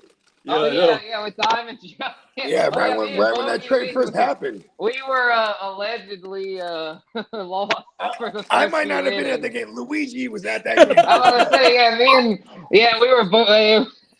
I was fucked up at that game. Let's go. Good times. Those were some good times, man. Shout out to that was with Diamond Joe and Steven, right? Yeah. I was the commissioner of the East Side League. Tino was there too. Yeah, hell yeah. Oh yeah, Tino. Can't forget team leader Tino. Come on. Yeah, we had the starting 5. We had the 5 starting 5. And me and Tino, we were streaming in the back seat, and the car's driving itself, right? And then like, this is sorcery. Yeah, y'all picked me up in that Tesla. I was like, oh shit. Shit just driving itself. We're just getting loaded. I know. I was like, whoa. I was like, holy shit. This is the future. Shout out Diamond Joe, man. Yeah, we were shout out to Disco Diamond Joe, man. That's the way to put it. We were beyond the game. We went beyond the game. Man. Yeah. It's the game within the game. Beyond the game. It really was. Getting food was a battle within itself. Just standing in line for food was like a whole other experience. I was like, and that's how it always is over there. But you know what's cool is you got to experience the bacon wrap hot dogs outside, right?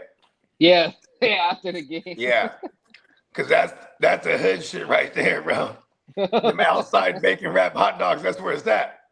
It really was. Right? Because they're everywhere too, so the lines ain't long. No, exactly. Yeah, just pick one because they're all the same. They might even be an entire team because they're all the same. Exactly. They're just sprawled out. You know what I mean? Exactly. That's Tina goes, too, I keep looking at the ocean that seemed like it wasn't moving. Exactly. That was the vibe for sure. Oh shit. That's what you call some high times. Allegedly. Allegedly.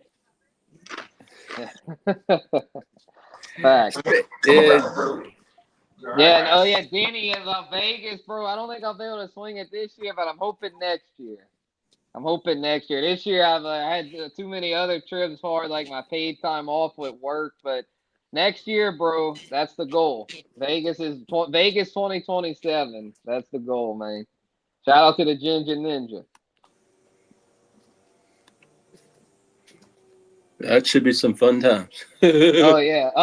No, I'm already looking forward to watching the streams. That West Side draft. Remember last year that West Side draft went crazy. So shout out to the crew. Lee versus Bones, bro. Y'all gonna have that heavyweight fight. Yeah, I gotta get my shirt. And we're trying to work on how to do pay-per-view.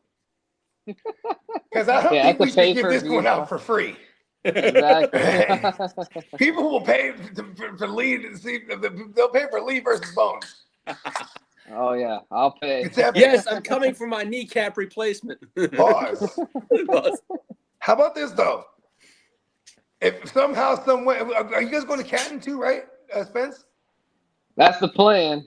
That's the plan. Okay. For August, hopefully for. I mean August, because here's the thing too. I had this idea, bro, and I was telling the guys earlier this because I thought of this. I was like, I'm trying to encourage Spencer to go ahead and that road trip to Canton for some kids that grew up as New Orleans Saints diehards, including your dad. You know what I mean? Going to see Drew Brees get inducted, that's content. Like that road trip too. Like I'm like you like vlog the whole thing or something. You know? Yeah, well, for that one would be flying. That one wouldn't be a road trip. Oh, okay. Assuming Even we better, can pull it off. flying. Oh yeah, if we can do it, because I still gotta get the time off from work approved. But if I can, then yeah, we'll be flying. We'll be getting on that jet for sure. And when is that? When is the inductee? Early August, I think first weekend of August. Okay, because I'm still trying to figure out if I can get you in Vegas for a night at least. You know what I mean? But I'm like, yeah, I was telling I want Denny, you to do that more than ever. Yeah, I was telling Denny, I was like, the goal is Vegas 27 for 27. Yeah. Yeah. Facts. Oh so, yeah. I'll be around though for the West Side stream. I'm looking forward to seeing what goes down this year. There. Last year was hella lit. Oh yeah, it was. See, this one's gonna be. I'm over here like, oh, this one's gonna be like times 4. You know what I mean? Ooh. Well, hopefully next year will be times 8. Yeah, we're quadrupling. We're quadrupling this year. I can see us. We're quintupling. Is that what we're doing? Octupling. Octupling. Is that 8 next year? That's 8. Quinn. I don't know why I'm thinking Quinn as like 6. Quinn, I think, is 5 or 5? 4.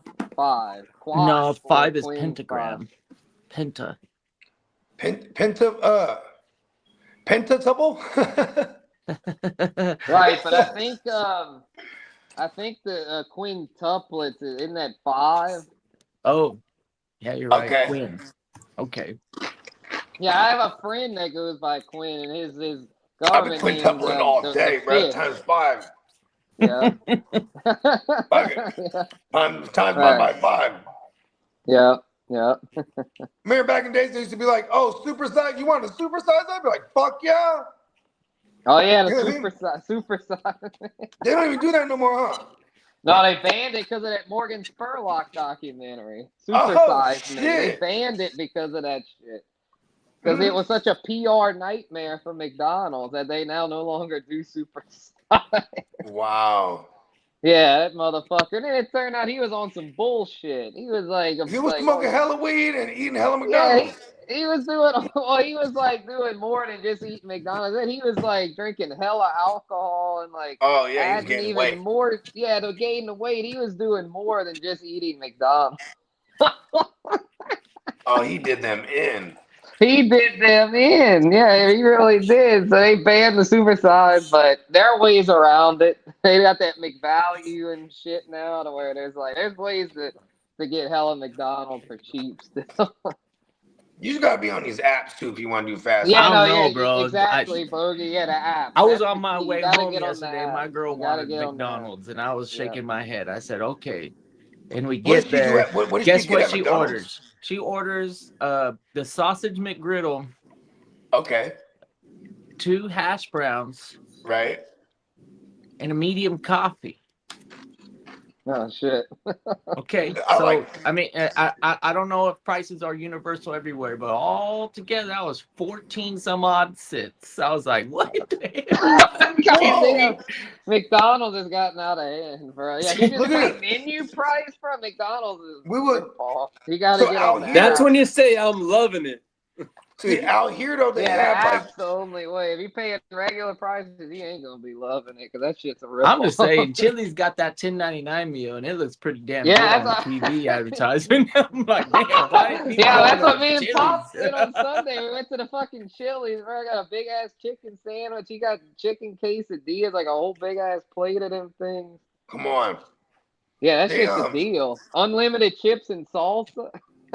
They have that shit at goes McDonald's crazy. over here. They got the 2 sausage McMuffin with egg for $6. So like, I'll buy like 4 of them for real. You know what I mean? Yeah, that's a good deal.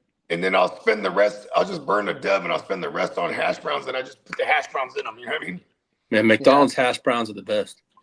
I will it's the one that everyone models the fucking after. bistro across the street, but you ain't gonna catch me at McDonald's too often.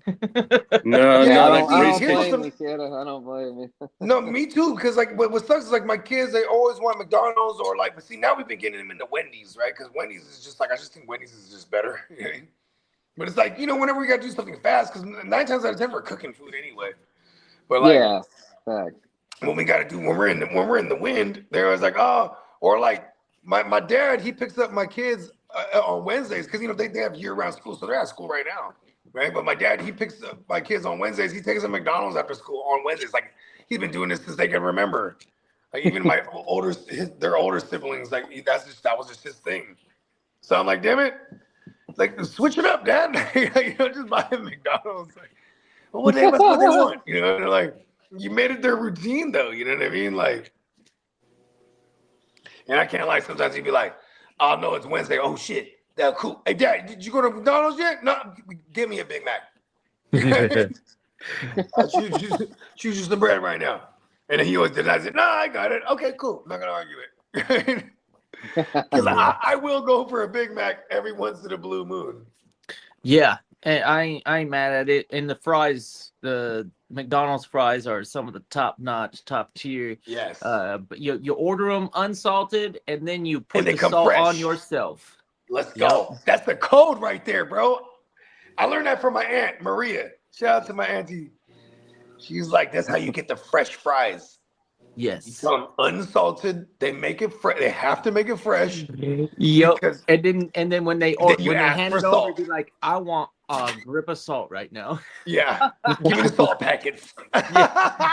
Give me a handful of salt, please. The little fucking packet, the little 2-pack. They come in one. There's nothing worse than getting some McDonald's fries that's been soggy sitting out for like a fucking good minute. Come on. I gotta go. You can't even reanimate them at that point. Like, what am I gonna do? I put them in the microwave, they get more soggy. You put them in the air fryer, they get too crispy. I'm like, what's going on here? Yeah, Tito's right. Chili's and Applebee's legit the same price as McDonald's. Honestly, there is a case to make for those Carl's two Jr. restaurants, the same man. thing, bro. I love Carl's Jr. And they're not slow. Raising Cane's, bro. They don't same have shit. fast food in the words, but when you sit down at a Chili's and you order, it's not too much waiting time for your food to arrive. Especially like it's not like I can go get a drink at McDonald's unless we're in Vegas. Like if I'm at Applebee's, I have a drink, wait for my food. All of a sudden it's here. Hey, Yeah. There you go. Margaritas. What's not to love about their bars too, man? Chili's bars. Hey, Chili bar used to go down, bro. Some nice seasonals. They rotate some nice fucking drinks. Tino will tell you where we got this mall called the Eastridge Mall. And in that little like lot or whatever, they had a Chili's in there, and like that was like one of the pregame spots, like a local pregame spot. Like, all right, what are we doing tonight? I don't know. Meet me at Chili's. Just go hit a happy hour till we figure it out. You know what I mean? No, seriously. Or if like there's a game on or something, you know what I mean? And then you always run into people because Chili's would have regulars. Like oh, you see the homies there. Oh, what up? You know what I mean? We in this thing. What y'all doing tonight? Yeah, man. Local watering holes. Pause. That sounded crazy. I mean, in the pause era. You know what I mean? Oh yeah. Who's playing today? Next is England and Ghana. Yeah, England. Yeah. Are we going live for that? Yeah, JD. JD had to slide. He said he had to run some errands, but so he's setting it up to go live for that. Oh, okay, cool. Fuck yeah. In less than an hour, so we can if y'all are cool, we can shut this one down. Yeah, we can put a bow on this thing. Yes, sir. Yeah. That means I can get some lunch, for the stream. For sure. Kid, do you have the admin controls, bro? Oh, I don't. Yeah, he did. Oh, no. I was asking a Catman if he had. Let's see. I could try to find the outro here. Let me see if I can find it. I'll just hit it. But if you wanna kill it? Yeah, we got. You just in stream, and then at the top, after you click it, it'll ask you to play the outro, and then whatever loaded one is probably good. Okay, sweet. Sounds good. All right, fellas. Good show. Y'all stay tapped in. We're going. What's the World Cup game later? England and Ghana in less than about 45 minutes. New England and Ghana. It's going down. Do me a favor. Run Peacock's ad 2 before, and then after the ad, then end stream. And also head on over to PeacockMerch.com and take full advantage of the sale that goes on till the 30th. What's the sale? Do you know the specifics of the sale right now? It's $14.99 tees, and I believe it's 35% off. Oh shit! That's one of the better. That's one of the better annual deals we get. There we go. Yeah, these are the best sales, y'all, because our tees go crazy. So there's nothing like getting 35% off. Yeah, you're getting more than a third off on the entire website, so that's pretty dope. I got the poster last time, so I did dabble into some of the extra stuff, and I'm it's as high quality as the t-shirts. I know. I got the pillow. It's kind of cool. Nice. Well, good shit, y'all. Yeah, y'all go shop over there. We about to run the ad for it and then shut it down. We'll see y'all for the England Ghana game. Peace.